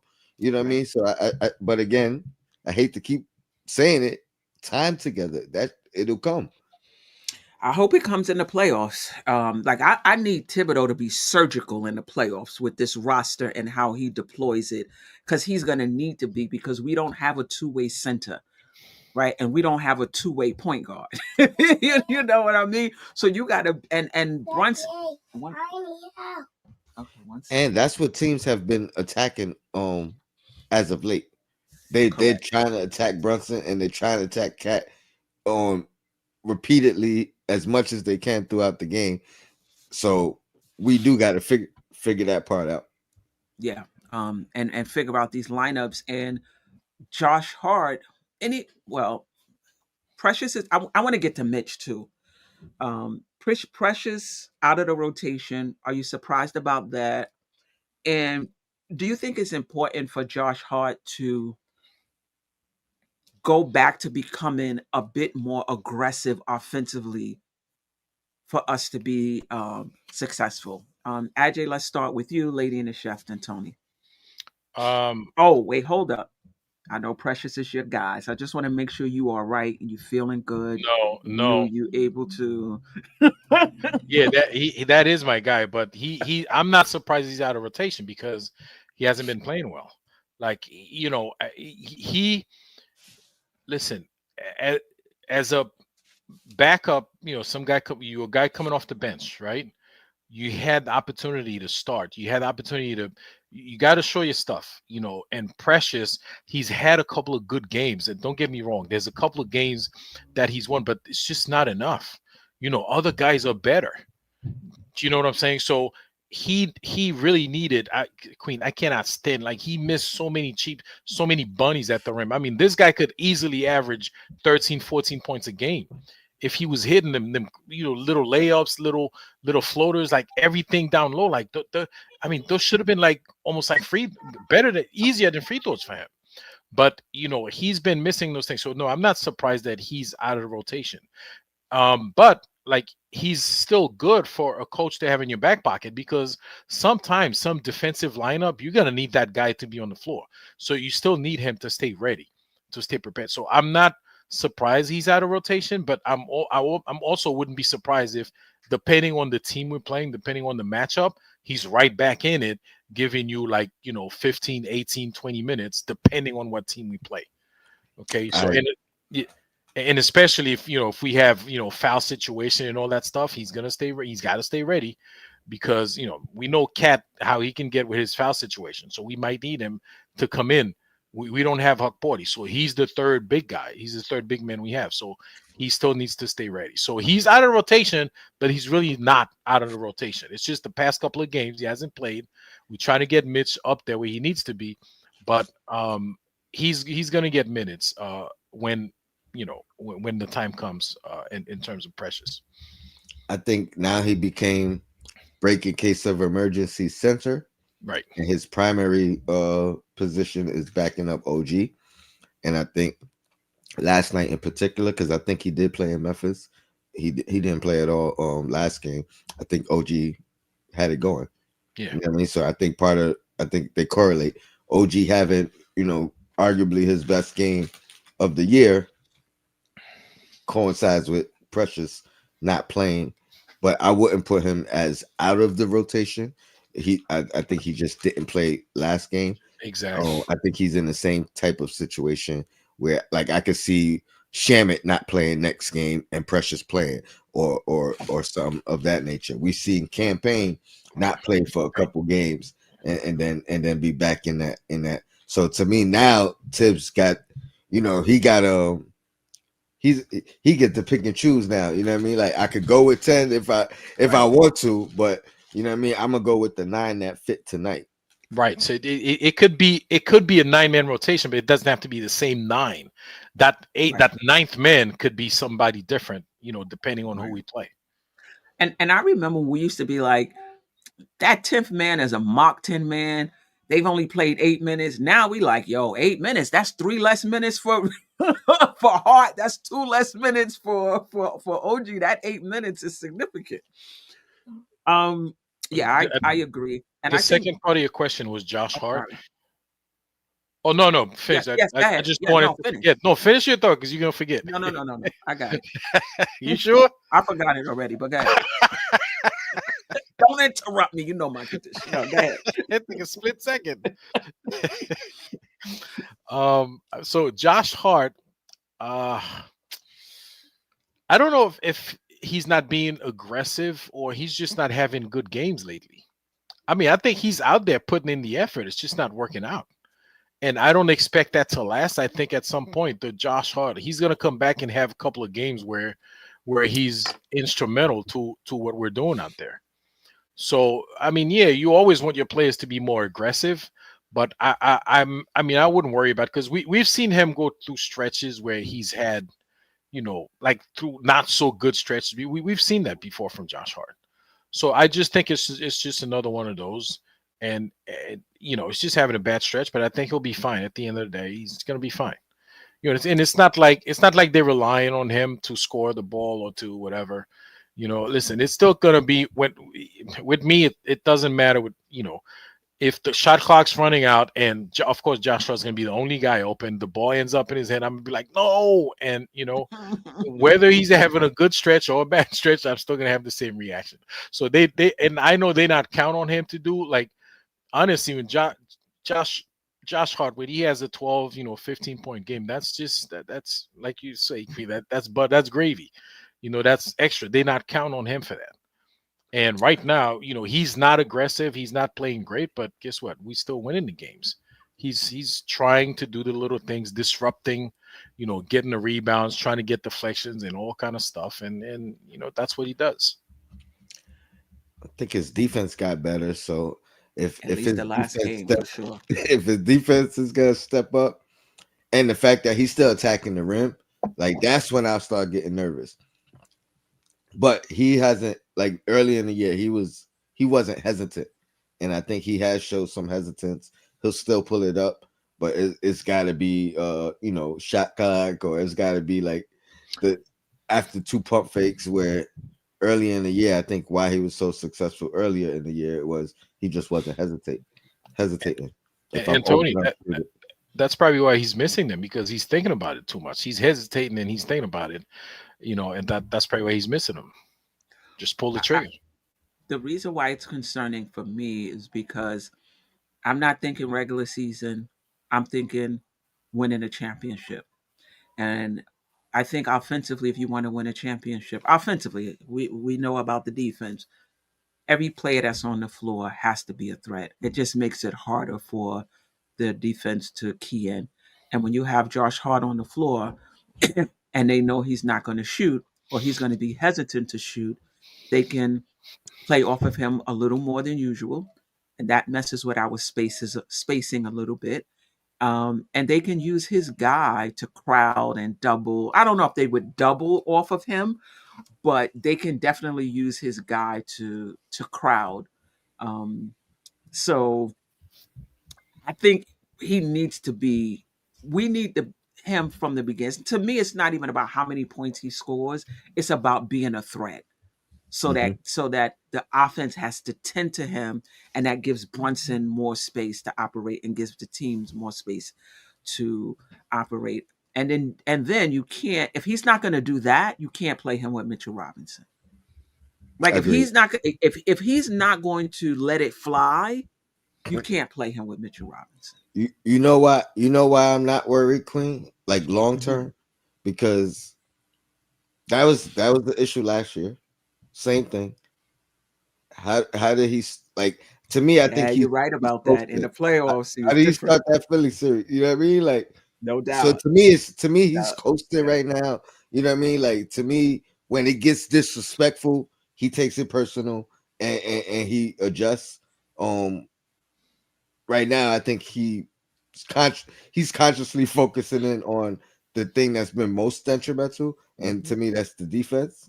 So, but yeah, I like once I seen that last year in Philly, I'm like, oh, he knows, like he game plan. Coming into the Hmm. series, Hmm. I'm letting it fly. So I think he'll make that adjustment. But I agree. It could hurt us in the meantime, but he'll fix that. I'm Yeah, not worried that about it that's a long great term. point. And in the playoffs, he was something different, and he was the difference in Philly. They had to change their strategy for him. Before we get to Mitchell Robbins, it's so much I want to talk about, and it's already 9 o'clock because I want to talk about Bridges. But I just let me shout out the chat real quick. Paris Duggar, E Gonzalez. I hear your comments. I'm reading the chat. Eddie Kofi, appreciate you stopping by. Knicks 100, a GM. Andrew K. Steph Blurry, appreciate you. I love the name. Knicks won today. Yeah, man. Um, who else we got in here? On Dios NYK, always rocking with us, always encouraging the chat to hit that like button. Please do so. Vaughn Allen was in the house. Keith Turner, appreciate you. Um, East Blue Drew was in the building early. I appreciate you as well. Kerry Cox opened the show. Wonder Woman, Don J. I think I got everybody. No, I missed somebody. Was Double D in here? Or that was your show. Um, and B BLW. BLW. Okay. New to your channel. I appreciate you. Definitely subscribe. Also, go to Dope Soul Sports Talk. Go Yeah, to Nicks yeah, and Bruises. Go yeah. to two Knicks chicks. Who Eh, else? that's it for now. AJ got something coming, but that's it for now. What I got And comes on Dope Soul though. So he said that's Dope true. Soul. That's true. That's true. All of the links, all of the links are in the description. So definitely, definitely check us out. Before we get to Mitch, I'm like saving the best for last. Just real quick on Okay. Mikal Bridges, and I'm gonna go first real quick. I think as a fan base, we're sleeping on Mikal Bridges. And I think when he has a bad game or a bad stretch, or maybe he's not playing the way we thought he would play, given what we given up for him, we get super down on him. But for me, when it comes to talent and when it comes to ceiling, he has one of the highest on this team. He may not be playing like that right now, he may not have reached that ceiling, but there's games that he has where you get a glimpse of what Mikal Bridges can be, and what can we do as a, well, not what can the coaching staff do to bring that out more often so that he shines. um and I'm not sure what the answer is, but to me that's a big problem. Mikal Bridges is that dude, in my opinion, that potential to be a two-way player, even more than OG. And I'm not, OG may be a better defensive player, but Mikal Bridges has the potential to be a legit two-way player. And with his stamina, don't sleep on him. He ain't where we need him to be right now, but don't get too down on Mikal Bridges. The ceiling on this kid, this man, young man, is high. Briefly, Mikal Bridges, before we get into Mitchell Robinson. Can I lead? Yeah, I, go ahead. Um, You got to go, Ajay? I no. no. I was gonna Oh, say I was gonna start, but Tony's gonna lead. That's fine. Um, I was the first one out there to say, go ahead. We need Mikal. I don't care about the picks. It wasn't even like a viable option, but it was about fit. It was about chemistry. I thought he was that missing piece. Granted, that was a different team that we had when I was saying this. We didn't have Cat. You know what I mean, etc. So I have to stand on it. You know what I mean. What I'm gonna say is to the Knicks fan base who's trying to break this man. Chill out, yo. Chill out. You got people on Twitter posting videos of him clapping while we on a run because he's the only one sitting clapping and everyone else is standing. They trying to paint a narrative. We know every year the Knicks fan base picks somebody out, and this is who we gonna hate on. This is who we gonna blame. This is who we gonna you know be the bearer of the cross, for lack of a better term. Pardon me. I'm not trying to be blasphemous, but just chill, man. Let this man breathe. Let this man live. If y'all mad about the picks, that's fine. But he ain't say add all the picks. The organizations decided to do that. I said do it. So bring the smoke to me. Bring the smoke to the front office. Let this man continue to grow as a player. And I also wanted to point out he led the league. Not only is he an Iron Man who hasn't missed a game, but he led the league in minutes the last 3 years. He wasn't here last year or the year before that. So if y'all killing Thibs about the minutes, that's part of the reason why Thibs wanted him here, because he's able to play and lead the league in minutes. You know what I mean? He's an Iron Man. So yeah, I know y'all don't like the minutes. Y'all want to be minutes police, but that's part of the reason. That was part of the intrigue for Thibs. Oh, I don't gotta take him out if he's playing well. You know what I mean? And kudos to Thibs for taking him out when he's not playing well and going with Deuce. Like, we good. I'm telling y'all, before it's all said and done, you're gonna eat your words when it comes to Mikal Bridges. I'm telling you. I am telling you. And I like him and OG. I like both of them. I think Mikal has a slightly higher ceiling because not as good defensively as OG, but offensively much better in my opinion.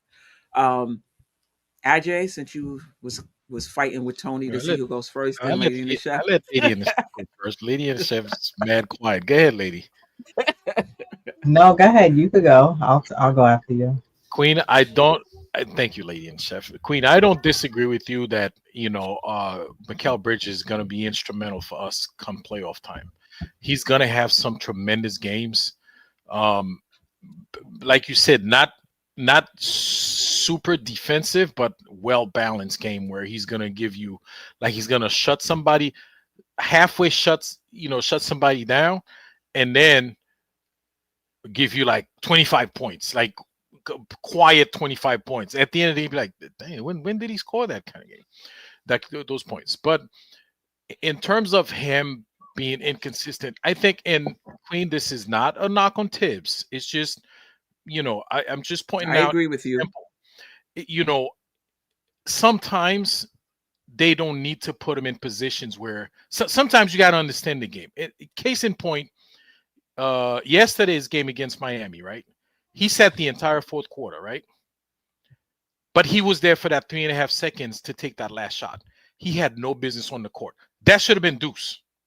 You know what I'm saying? Like, sometimes you gotta. He's not having a good game. He's cold. Like, he wasn't having a Deuce good game. wasn't in the game then? So, I thought all of them. I thought Deuce and Bridges was in the game. Somebody was out because Bridges took that last Might shot. have been Hart though. I think he had all the good 3-point shooters in the game at that time. But somebody correct me. No, please correct me if I'm wrong. But I think Deuce was in that game too. Was in for that last second shot. Okay. But somebody correct me if I'm wrong. But yes, go ahead. Yes, somebody check it out. But I'm saying, this is not a position you want to put him in. You know what I'm saying? And I would go with somebody else. And of course, overtime, you bring him in like a little bit more part of overtime. But he literally was having a terrible game offensively. And then he was sitting in like most of the fourth quarter. But, like I said, it's, I know the coach, he looks at the stats, and Mikal, he have a better shooting percentage than, a good shooting percentage. So it kind of makes sense statistically to put him in. But if you, in the flow of the game, that's not what I would have done. So to me, if we don't put him in those kind of positions, like, it won't look as bad. And when he's having those great games, let him rock, and he can rock. And we've seen Thibs do that. Like, remember, Queen, I referred to that game like so many times, that Christmas Day game. Mm-hmm. Like, I don't know, he feel like Mikal played like 100 minutes in that game. Because I don't remember, like, I'm sure he sat down like at, whenever they had a timeout or whatever, but he was on a roll, and the coach let him be on a roll and was keep feeding him the ball until he was missing, until they could stop him. You know what I'm saying? So that was good. But I agree with you. He's gonna be tremendous for us. And we don't have to wait 2 seasons for it too. I'm talking about like right this season in the playoffs. He's going to make a huge difference. So, Lady and the Chef, anything on Bridges? Yeah, I think we just got to give him grace. I think a lot of us saw what he did in Brooklyn, and we was like, yo, where's that 20, 25 a night? But when you're playing on a team that sucks and can't win games, of course you're going to rock out and do your thing. But now when you come to a team and it's a different regime, it's a different team that's not a losing squad, You know, it happens to you as a player. You know, look at Kyle Kuzma. He said, "Yo, I haven't won this many games in a long time." He went to more. Yo, this was winning. Feel like. You know, I so remember this. Mikel's and he's like, wow, it's structure over here. They're winning. It's a different intensity and different aura, different vibe.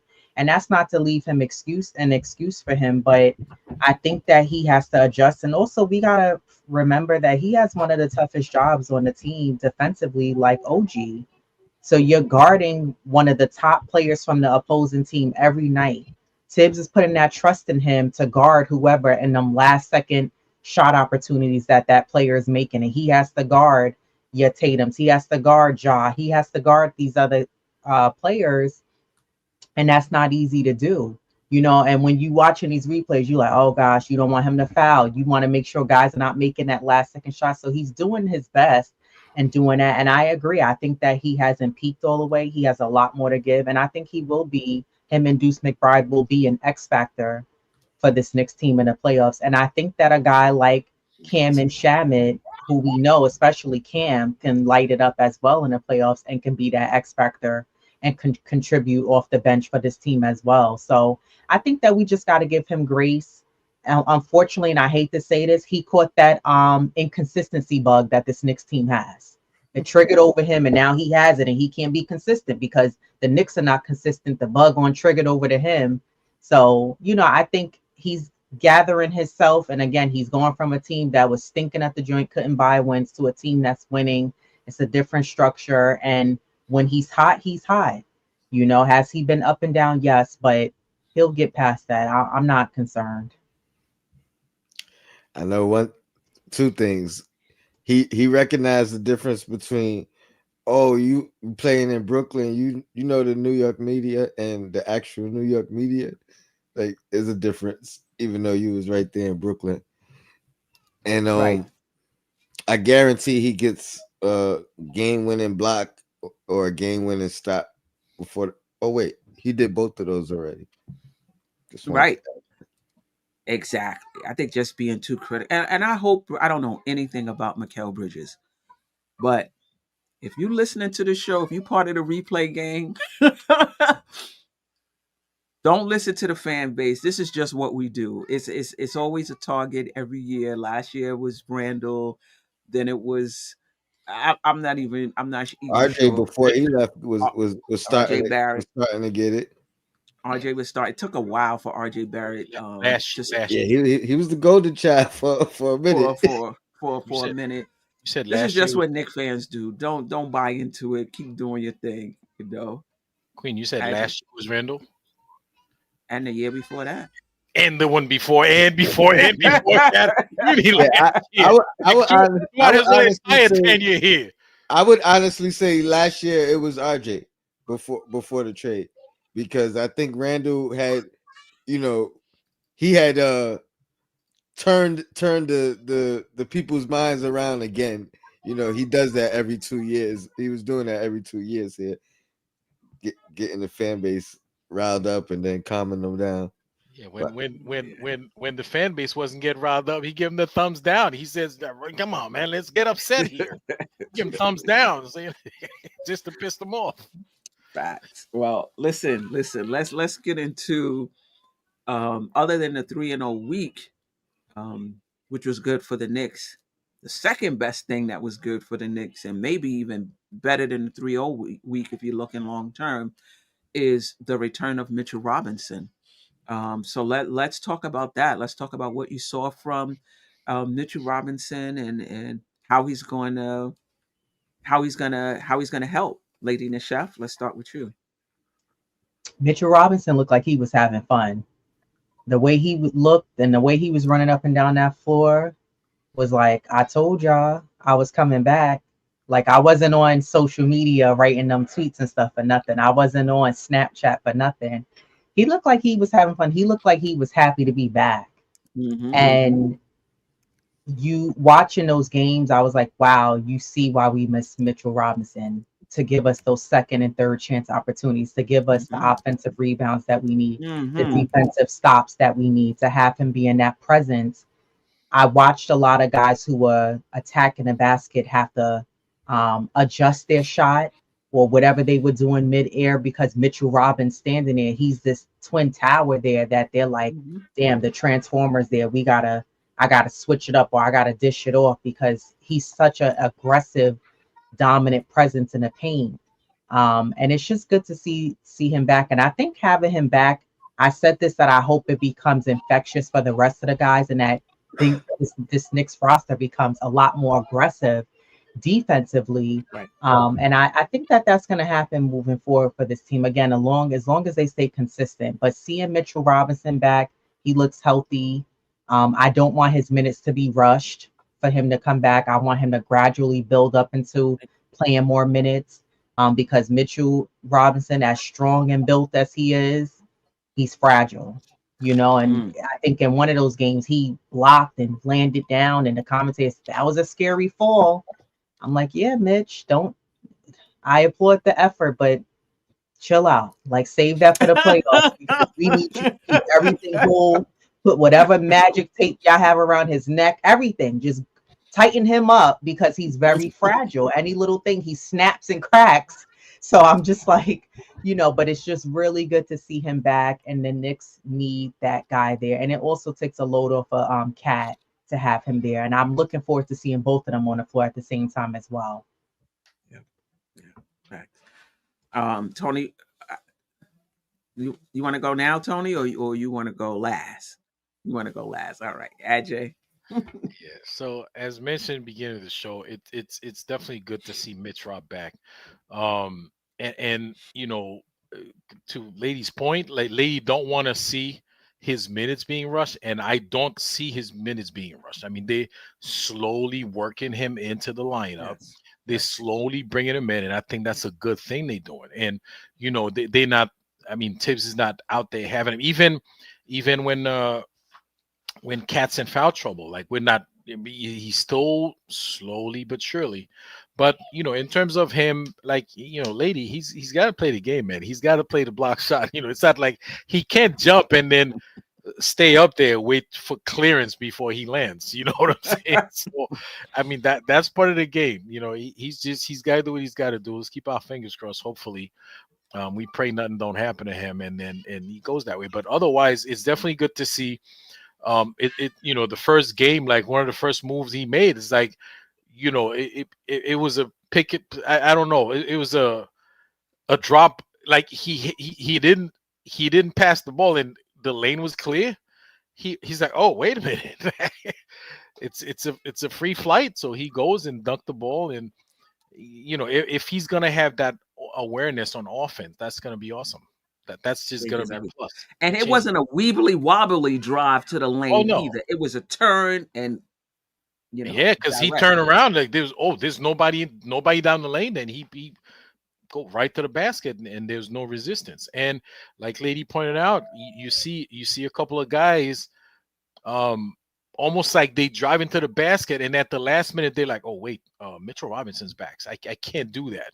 Mhm. They change their minds knowing that he's there. So yeah, that makes a big difference.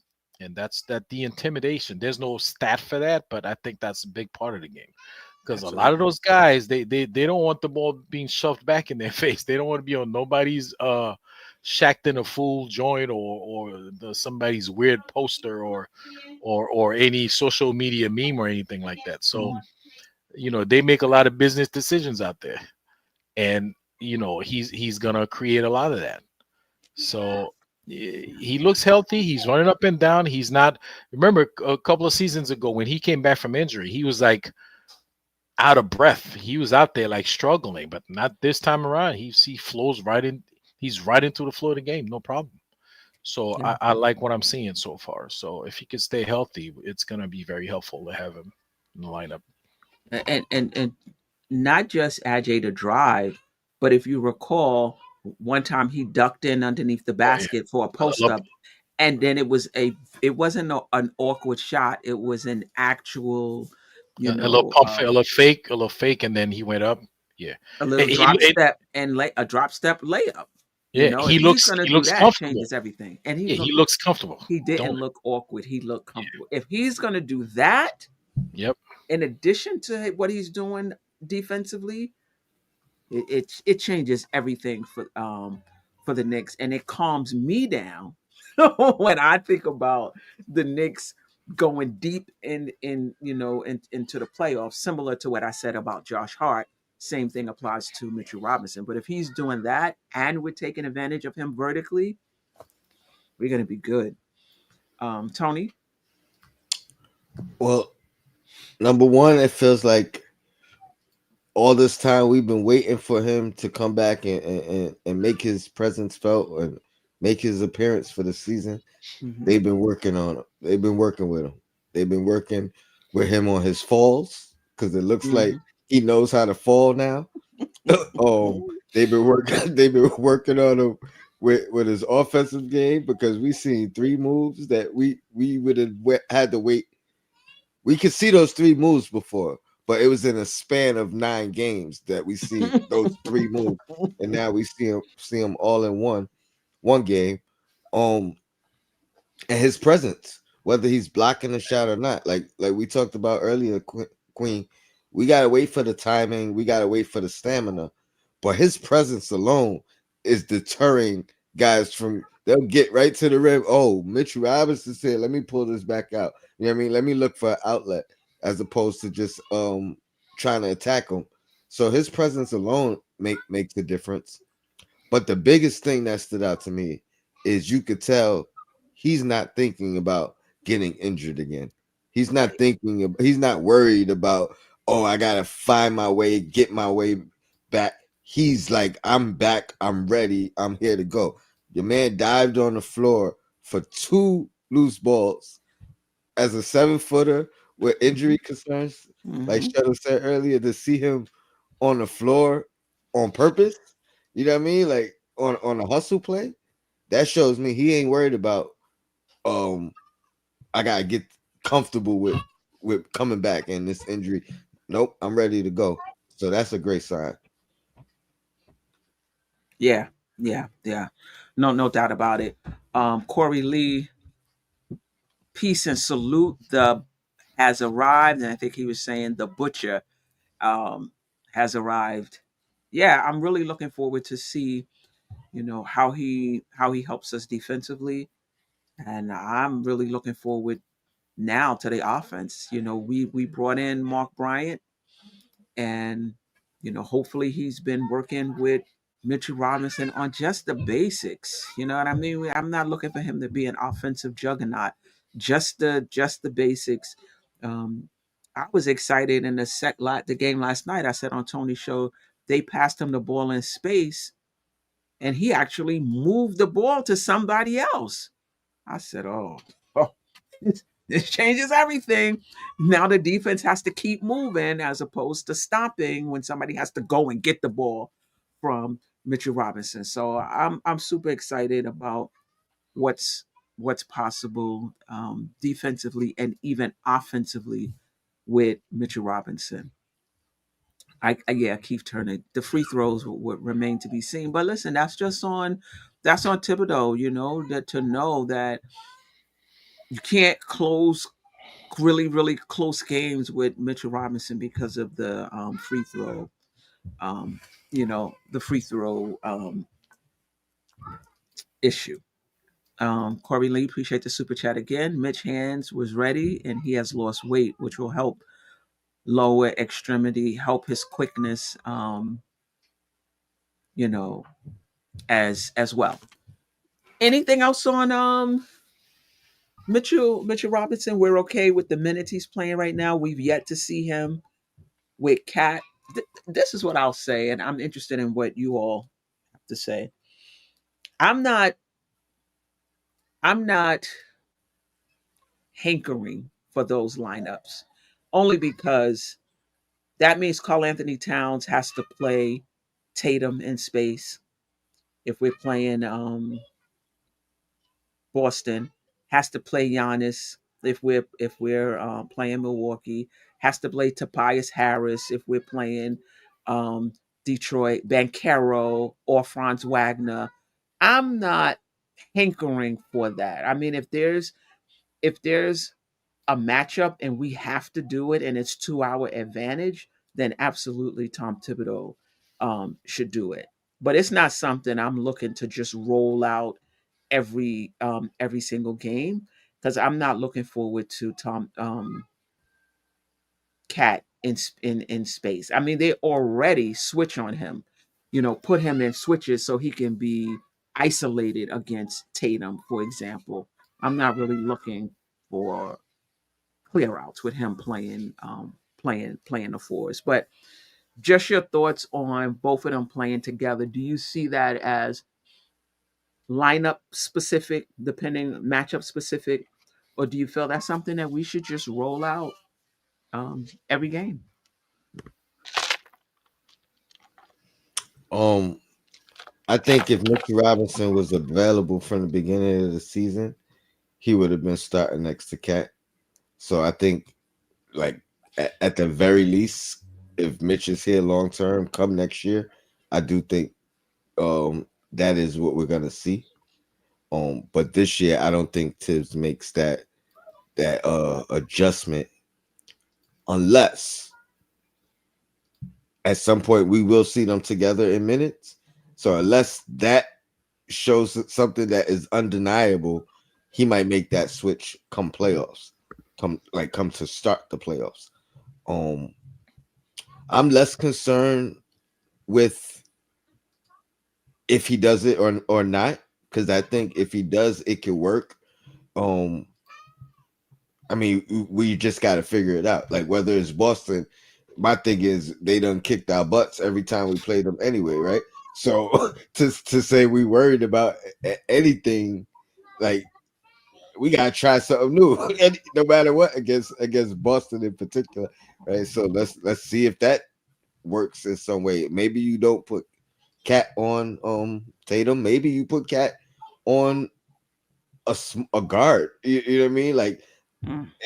like a Drew Holiday, somebody who he's capable, but I don't think he's gonna be a guy that is saying, "Oh, let me go at Cat every possession until it don't work." Like I think he's a little slower, a little older. You know what I mean? He's more of a clutch guy in the moment than a guy who you're gonna just give the ball to say take over. So maybe you find the matchup that you do want Cat on if that's you know what I mean if that's the case. Or Remember, maybe you got you to don't. hide Brunson too. I mean, or maybe you don't do it against the Celtics, but that maybe you make the adjustments for different teams, changing it but your go-to is those two guys together. You know what I mean? So that could be the adjustment. All right, we're gonna go with two bigs, except with the Celtics. You know what I mean? We're gonna go with two bigs, except for this team. So maybe the adjustment is not doing it as opposed to the adjustment being to do it. What do you think our advantage is rolling out two bigs? Like, yeah, what's the advantage for us? I mean, it's tough to say just because we haven't seen it. Honestly, the biggest reference points for me is Cat next to Gobert, right? But even that, you got to take with a grain of salt. You could argue Gobert is, at the very least, a more polished offensive player than Mitch Robinson. I mean, if you don't want to say just a better offensive player, but there's things that you've seen with those two that I could see working. The fact that it, one of the things you mitigate with Mitchell Robinson not being able to space the floor, and you mentioned it earlier, is him being a vertical threat, a lob threat, which Cat could utilize. For So sure. yeah, you're not going to be able. You're not if you're not guarding Mitchell Robinson and he's in the paint and you got a 7-footer that could get it to him, as opposed to like a guard or Brunson trying to get it over a tall guy to get it to him, that's advantage us. You know what I mean? As opposed to say, oh, they could help off Mitchell Robinson. Well, not if you are able to get him the ball and he's a lob threat. So you gotta find your ways to utilize them. But that's one that just stands out for me. Yeah, I do want to say, shout out to Old Head when he says, there's about two bigs. It's not just about being tall; it's about skill set. So when you talk about, like, the Cavs have two bigs that made that. Mitchell Robinson and Towns may be able to match up better with. The Bucks having two bigs, Giannis is, that's something different. The Magic, if you're talking about Franz Wagner and Boncaro, like those are different types of bigs, right? Those are like, it's not just about being tall, it's about skill set, Yeah, then you might want Precious. You know what I mean? In an right? Orlando series. You need somebody that's like, if well, the thing about um I'm not sure who the two bigs are for Orlando. They start Wendell Carter and Bancaro. Like, you know, the thing about it is now Cat is playing Bancaro. So to me, Bancaro's not that big. He's 6'10", but the way he plays the game, now you Mhm. really relying on Cat's lateral movement. So it's not just about being tall. It's about what kind of tall are we putting Cat on? Are we putting him on a slow-footed tall, or are we putting him on a tall that can really move his feet and get him into foul trouble?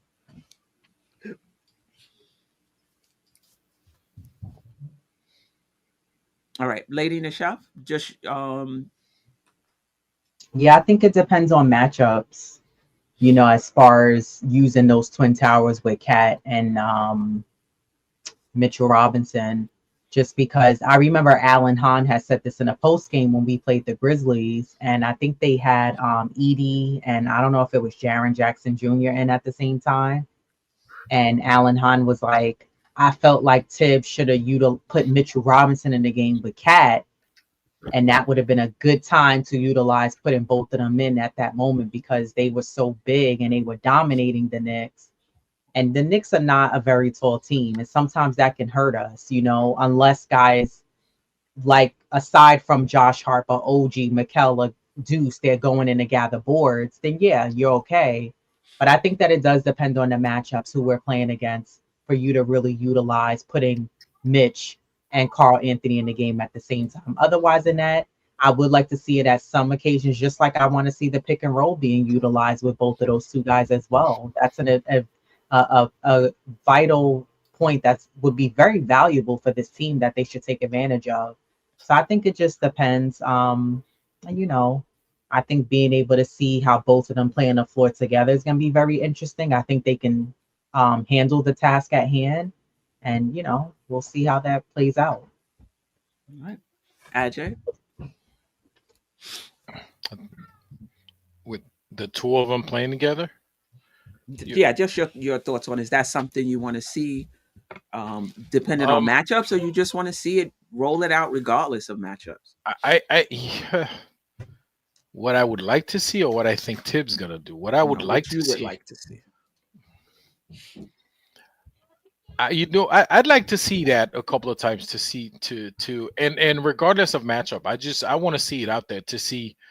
Um, I know it's not gonna be the same effect as him, Cat and Rudy Gobert out there because I think, like Tony mentioned, it's a different skill set. Um, but I'd like to see just to see because a lot of people say Cat is better at the four. I don't necessarily. I don't know if I agree or disagree with that, but I would like to see them. Actually, I want to see him try it in matchups that make sense to do this. Meaning, like a lady was pointing out in the Memphis game when you had two bigs, and as a matchup to counteract what the other team's doing. But I'd also like to see him do this as to see how other teams match up against what we're doing. Do Right. you know what I'm saying? So I want to Right. see both. I have no idea. I have no idea what's that going to look like. To be honest with you, I'd like to see. I'd like to see it in spurts in games to see what we get out of it, and Hmm. then eventually, I have a feeling that eventually that's going to be Mitch is going to be in the starting lineup. I don't know why. I think Tibbs going to figure out a way to put him in there, and not necessarily taking Josh Hart out of the lineup. It's going to be a rotation. Maybe sometime Hart is in the starting lineup or Mikal Bridges. I don't know what he's going to do. I just have a feeling he will have Mitch Robin in the lineup in the starting lineup at some point. And for me, I don't even think it's about whether he starts or not. It's really about how many possessions they play together. Because you could start, and at the end of the night, they've only played 14 minutes together, Right. even though Mitchell Robinson started, right? So it's really about how many possessions, they play together, or how much time they play together. Um, I don't. I just feel like the stretch fours in the Eastern Conference might be a bit too much for Cat, but we shall see. He will have Mitchell Robinson behind him. He just has to not foul and let them get to that second line of defense before, before he picks up 3 fouls trying to defend. And to his credit, I have seen him defend in space for a possession or two and do pretty well. But is he up for that on every single possession, every single night? You know, uh, um, we shall see. Um, Yeah. we got 3 games this week. Let's just talk about these real quick before we get out of here. The Knicks are going on I think it's a 5-game road trip, but we have 3 games West Coast road trip. But we have 3 games in this week, and that's tomorrow at Golden State, Thursday at the Lakers, and Friday at the Clippers. So Golden State right now is 32-28, so that's just what, 5 games over 500. Caveat, we'll get to that. They're number 7 in the Western Conference. Over the last 10, they're 7-3, and they lost 1. And they've been on a pretty good roll with the addition of Jimmy Butler, and so he brings a certain toughness to that team. And even though they have lineups that are undersized with Jimmy Butler and Draymond Green, it's still a pretty good lineup. I haven't looked at the stats, but from what I understand, it's still a pretty good lineup for them. Then we play the Lakers, who are 37-21. They're up to third in the Western Conference. They're 8-2 over their last 5. Excuse me, over their last 10. And unless they lost last night, because I did this yesterday morning, they won 5 straight. Did they had a game last night? I thought I saw they beat the Clippers last night. They played the So now Clips. they've won. So then they've won 6 straight. They've won 6 straight. Then Friday we're at the Clippers, 32-27, sixth in the Western Conference, only 4-6 over their last 10, and they've lost their last game, and it might even be 2 games, because again, I did this yesterday morning. Norman Powell, who's been playing really good for them, has missed some time. He did play last night, but apparently only a few minutes before he got hurt again. Just your thoughts on these three games. What are you looking for from this team? Lady, Ajay, and then Tony. Yeah, for the next 3 games for me, I got the Knicks 2-1. I'm not sure where that one trap game may come from. Mm-hmm. And hopefully the Knicks can prove me wrong and go 3-0. But I got them 2-1 overall for this start of the West Coast road trip. Even though I know tomorrow's game is at home, I need to Oh, see tomorrow's game effort. is at home. Yeah, Yeah. and Oh, then they Yeah, the go other ones, and then nice. we start the West Coast trip. Okay, right, thank you for starting that. on right that Thursday game. I'm looking for effort, high intensity and effort. I need the Knicks to rebound. I need the Knicks to play good defense. The same defense and intensity that we saw in the last 3 games. I need to see that from these West Coast teams. And the Knicks to, of course, with high intensity defense, guarding the perimeter, getting stops, boxing out, not watching a ball. I've seen games where guys on the Knicks are watching a ball and not putting a body on anyone and boxing out. Um, less turnovers too. When the Knicks have at least 10 or less turnovers, they're a lot more successful at winning games. And just not making the games harder for themselves to win. But just that high intensity, if we have to be clutch in the fourth, that's cool. But I don't want to see every game where you have to climb back from 15, 20 points and have to crawl back into games. And listen, look to get revenge against a team like LA. You should have beat them when they came to New York. LeBron thinks he's the king. He pretty much let it be known after that game at New York and was like, yeah, I'm pretty much the king of New York too. So I want to see the Knicks get revenge against them and get a win against the Warriors, who have found their a bit of mojo with Jimmy Butler on the team, and that win against the Clippers. So yeah, I got them 2-1 for me. All right. Ajay? 3-0.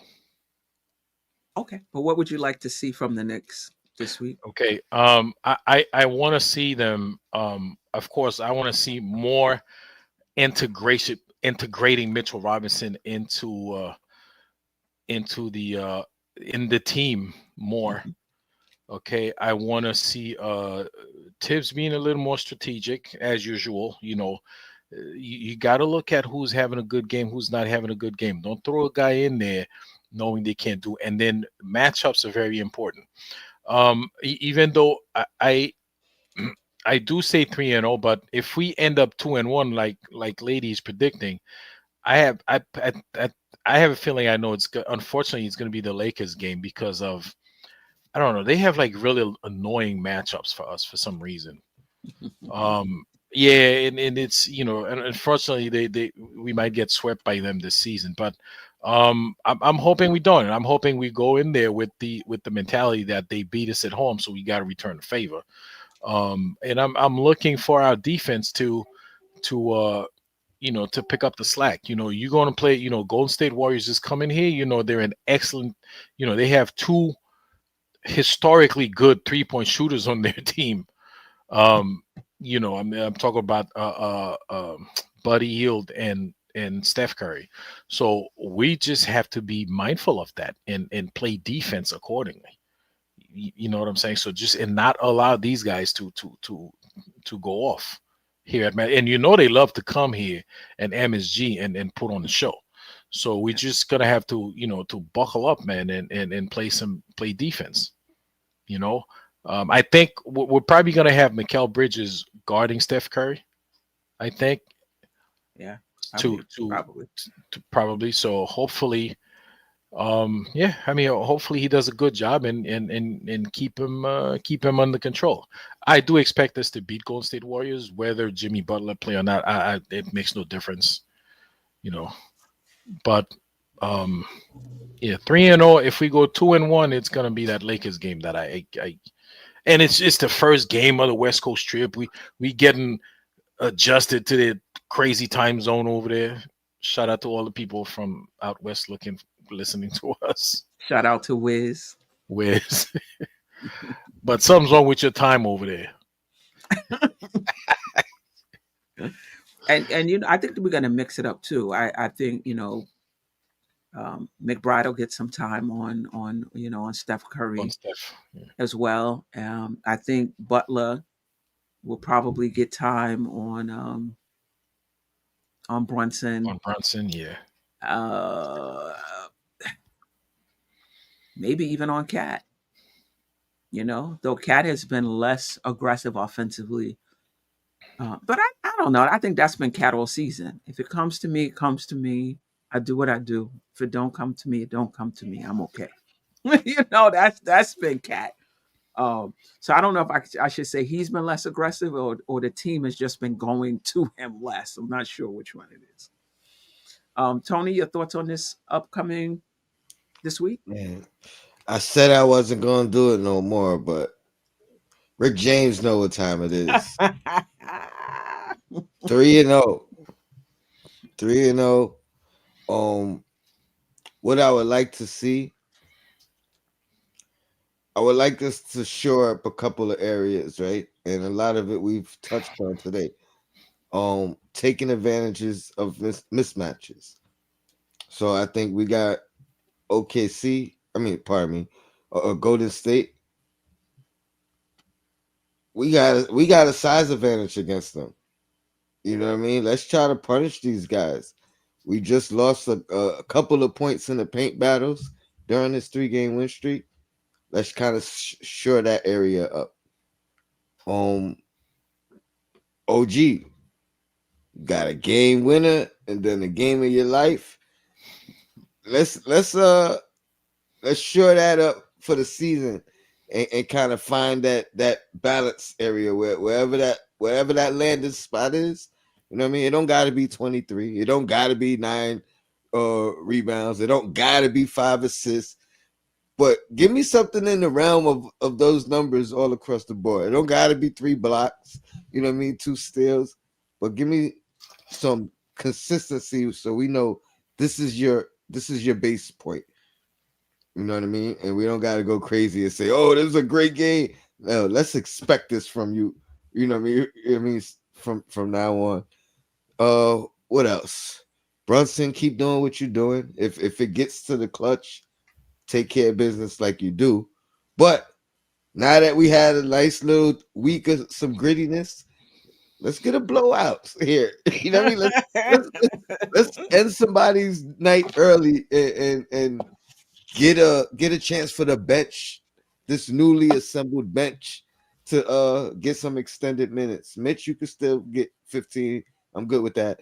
But everybody else, you know what I mean, get some extended minutes.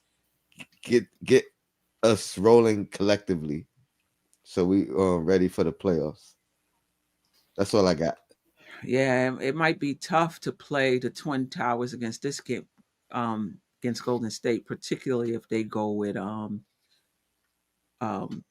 Draymond Green at the 5 and Butler um, at the 4. Um, but we But shall see. that's tiny. That's when, you know what I mean. Now you got to take advantage of it. Dominate the rebounding battle. Like Yeah, I mean, they're gonna have whatever advantage they have playing small, but make it so that our advantage of being big outweighs their advantage of being small. You know what I mean? hmm And you got to be yeah, careful for Draymond because you know he play dirty. He right. always doing something dumb and then looking Yeah, like I didn't do that. Yeah, you keep Mitch did. You tried. Robinson away from him. Yeah, literally my exact thoughts. Don't even. I'm sorry, but you can't afford it because with this guy, he does the stupidest things on the court that are just like why they're just inexcusable. And I Man, one thing I did want to add was that one thing I noticed when the Knicks played against OKC, Boston, Cleveland, we allowed the defense to dictate our offense. And the Knicks tend to do that sometimes, even if they're playing teams that are not necessarily elite. We rush when we have the ball. So our possessions, we don't even utilize the whole shot clock. We'll get off one, maybe two passes, and then it's not a shot that we really wanted to take. And next thing you know, now we're back on, have to rush back on defense and, getting a stop. So I don't want to see them having a rush when they have the ball on the offensive possessions. Yeah, I mean, it just goes back to, what are they taking away? What are they giving us? And can we take advantage of what they giving us and being able to dissect that with the overall game plan, but also to dissect that um, possession to possession. So yeah, yeah, that's my biggest thing with the Knicks. I do want to say about who has the advantage, Mitch or Cat or um, Draymond Green and Butler. I don't. Cat is not aggressive. I think Cat could take advantage of that matchup, but we're just not that type of team that's going to keep going down the Cat so that he can take advantage. So I could see Draymond Green taking Cat out of the game with his physicality, not allowing him to drive because he can move his feet, pressing up on him as far as the 3 point is concerned, and the Knicks not putting him down in the post. Now, Green is strong. I don't know if you're gonna back him down, but you could shoot. You could shoot over. You could shoot over the top of him. So, and Butler, because Mitch is not a polished offensive player, his job would be tasked with boxing him out and keeping him off the offensive glass. Now, he may or may not be able to do that, but I think they have more of an advantage than we do, and partly because I don't think we would take advantage of Cat the way we need to. But this is why we play the games. This is why we play the game. So we shall see. Queen, cat, Mhm. cat should have a grand total of 0 drive tomorrow. Do not drive I get his shot going because he with, with defensive players like Jimmy Butler and Draymond Green, he's just gonna lose that drive's gonna turn into something, either a turnover, offensive foul, or some, he's gonna Yeah. get picked. He's gonna get his pocket picked and stuff like that. So I would try to get my shot going. Even not doesn't have to be a 3-point shot, but they get that little mid range or that baseline stuff going. Mhm. So it's just not a good idea for him to drive with that kind of defense out there. Yeah. Yeah. Yeah. Anything else on this week's game? Any point that's coming to you like, I wish I would have said this earlier before we close out? Well, I'll say this: I definitely want to see Thibodeau continue to deploy this roster in ways that's beneficial to us. And listen, sometimes you make the right choice, just like Brunson makes the right pass and they miss the shot. You could deploy the right rotations and it doesn't work. But I do want to see, you know, when we're doing, I just want to see how he deploys the matchups, whether it works or not. I'm interested. I'm interested in that. Anything else or any last words? Brunson was defensive player. I mean, the player of the week. Ah, Hmm. all Where's right. where's the Congrats, sound? Brunson. Where's the applaud sound effect, Queen? You don't have like, Yeah, I'm where's the on cue? location. I'm on Yeah. location. I don't have it. Yeah, that's good. Yeah, Yeah, Eastern Conference player of the week. good for him. Who That's was right. Western Get a Conference, by the couple way? on. Let's get it to the month. Zach Levine. Zach. Okay. All right. All right. All right. All right. All right. I appreciate the chat. Let me give y'all a shout out. E. Gonzalez, appreciate you joining us.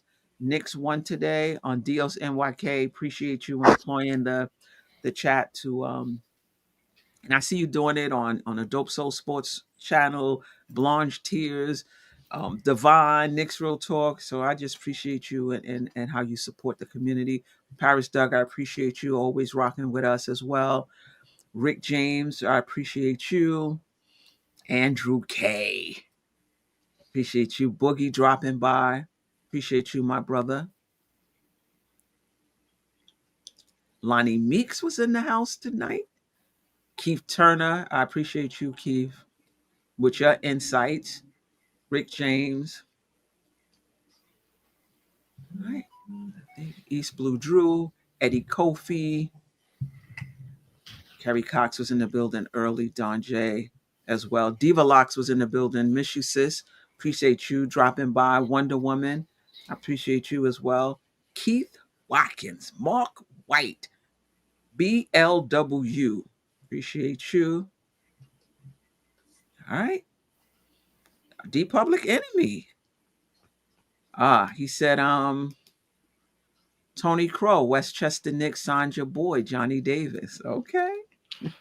Yeah, I'm over Johnny Davis. That was years ago. You know how much growth we got since then. And Johnny, and it just goes to show, man, it's a crapshoot, right? Remember how high we were on we, him, and we Yeah.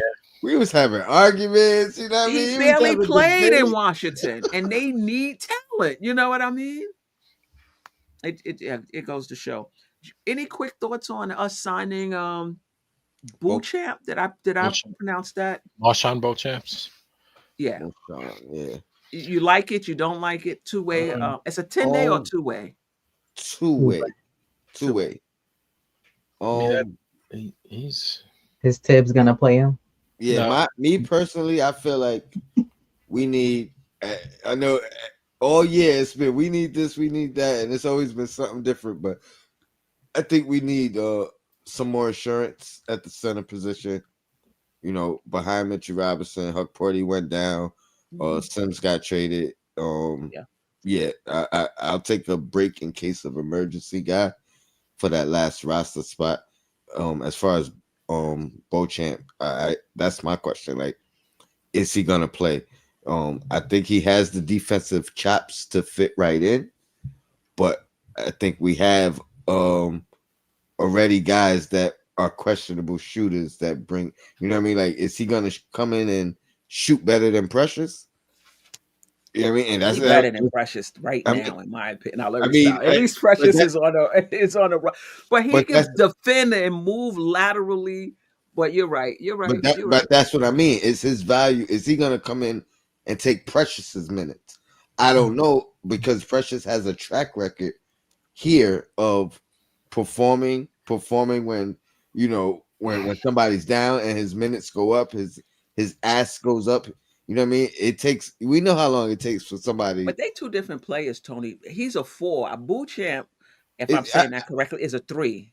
I agree, but what I'm saying 6'7". is, for him to even get the chance, he has to work his way into Tibbs's like circle of trust and build his. You know what I mean? Build his. To me, that's a long shot, and even in that, all right, is he gonna take over Shamit's minutes? Right. Who you know what I mean? Like, Right. Now we talking. but you I got don't to you think got he to find is. somebody for him to leapfrog, I agree and with you. that's where I don't see him coming in I'm not or excited having him. for him for this year. I just like the fact that he's in Yes, our camp, and then hmm hopefully he's somebody that we bring into training camp hmm next season, earn the um, spot. He was and to earn a spot because we can use some sort of length on that second unit. But you're right, as far as this season is concerned, unless there's a lot of injuries or he just shine, because we can use some height on this team. Because if people say we're short, I don't think it's the second unit. Like I added up the average heights of the hmm starting unit. The Knicks are like 6'5", almost 6'6". Boston is like 1 inch taller than the Knicks in terms of hmm the starting lineup. Milwaukee is 2 inches taller than the Knicks as far as the starting lineup. It's once we go to that bench, that's when you really see the lack of hmm size on the Knicks. It's our three So guard lineup basically. Our three guard bench bench mob, and then facts. you got Mitch Robinson and Precious. So He not even putting pressure. I wouldn't yeah. play. I would not play Precious with Mitchell Robinson. You can't. Mm-mm. I don't think you can. But we've seen those lineups already. I've seen him running out Mitch and Hart and whatever. So That was the other anyway, adjustment too. We seen OG as the lone starter with four bench players, hmm and it's usually two starters with three bench players. So we seen that for extended minutes. yeah, yeah, yeah, for sure. I keep turning said if he was that good, he would still be in the NBA. Listen, another team's garbage. another team Mhm. trash is one team trash, another team trash. Team's pressure. But I But hear you. where I hear was he? you. I know he was with Milwaukee when he first Clippers. started. Oh, he He was. got traded to the Clippers this Oh, year, Mhm. 'cause and he I got remember. waived, and Yeah, and they waived him so that they could give somebody a two-way contract. yeah, I remember he had a But couple good Milwaukee, he games. was starting for me. I don't know if starting, but he was in the He rotation had a, for Milwaukee. he had. That's what I was gonna But they say. gave He had up some on him too. minutes. Yeah, So there's definitely something there. So I do agree with Keith Turner. But um, sometimes you go to another team and it clicks and it Mhm. works. What I will say We'll see. is, if the Knicks got interest, that means he got something of value. There's something, you know what I mean? There's something they not just I mean, they do give out contracts as a favor. I think this one is they see some kind of potential. Yeah. Um, Ohead Bouchamp. How do you pronounce his name? Beauchamp. Beauchamp. Okay. Yeah, Beauchamp was part of the Kevin Porter Jr. trade. Clippers didn't have minutes for him. Okay. All right. All right. Salute, Mega. Miss you, my man. Appreciate you. Right. All right. Shout out to the chat. Tony, always a pleasure. Lady&TheChef, thank you so much for coming. We missed your insights. Happy Ajay to be filling in back. for Geoff.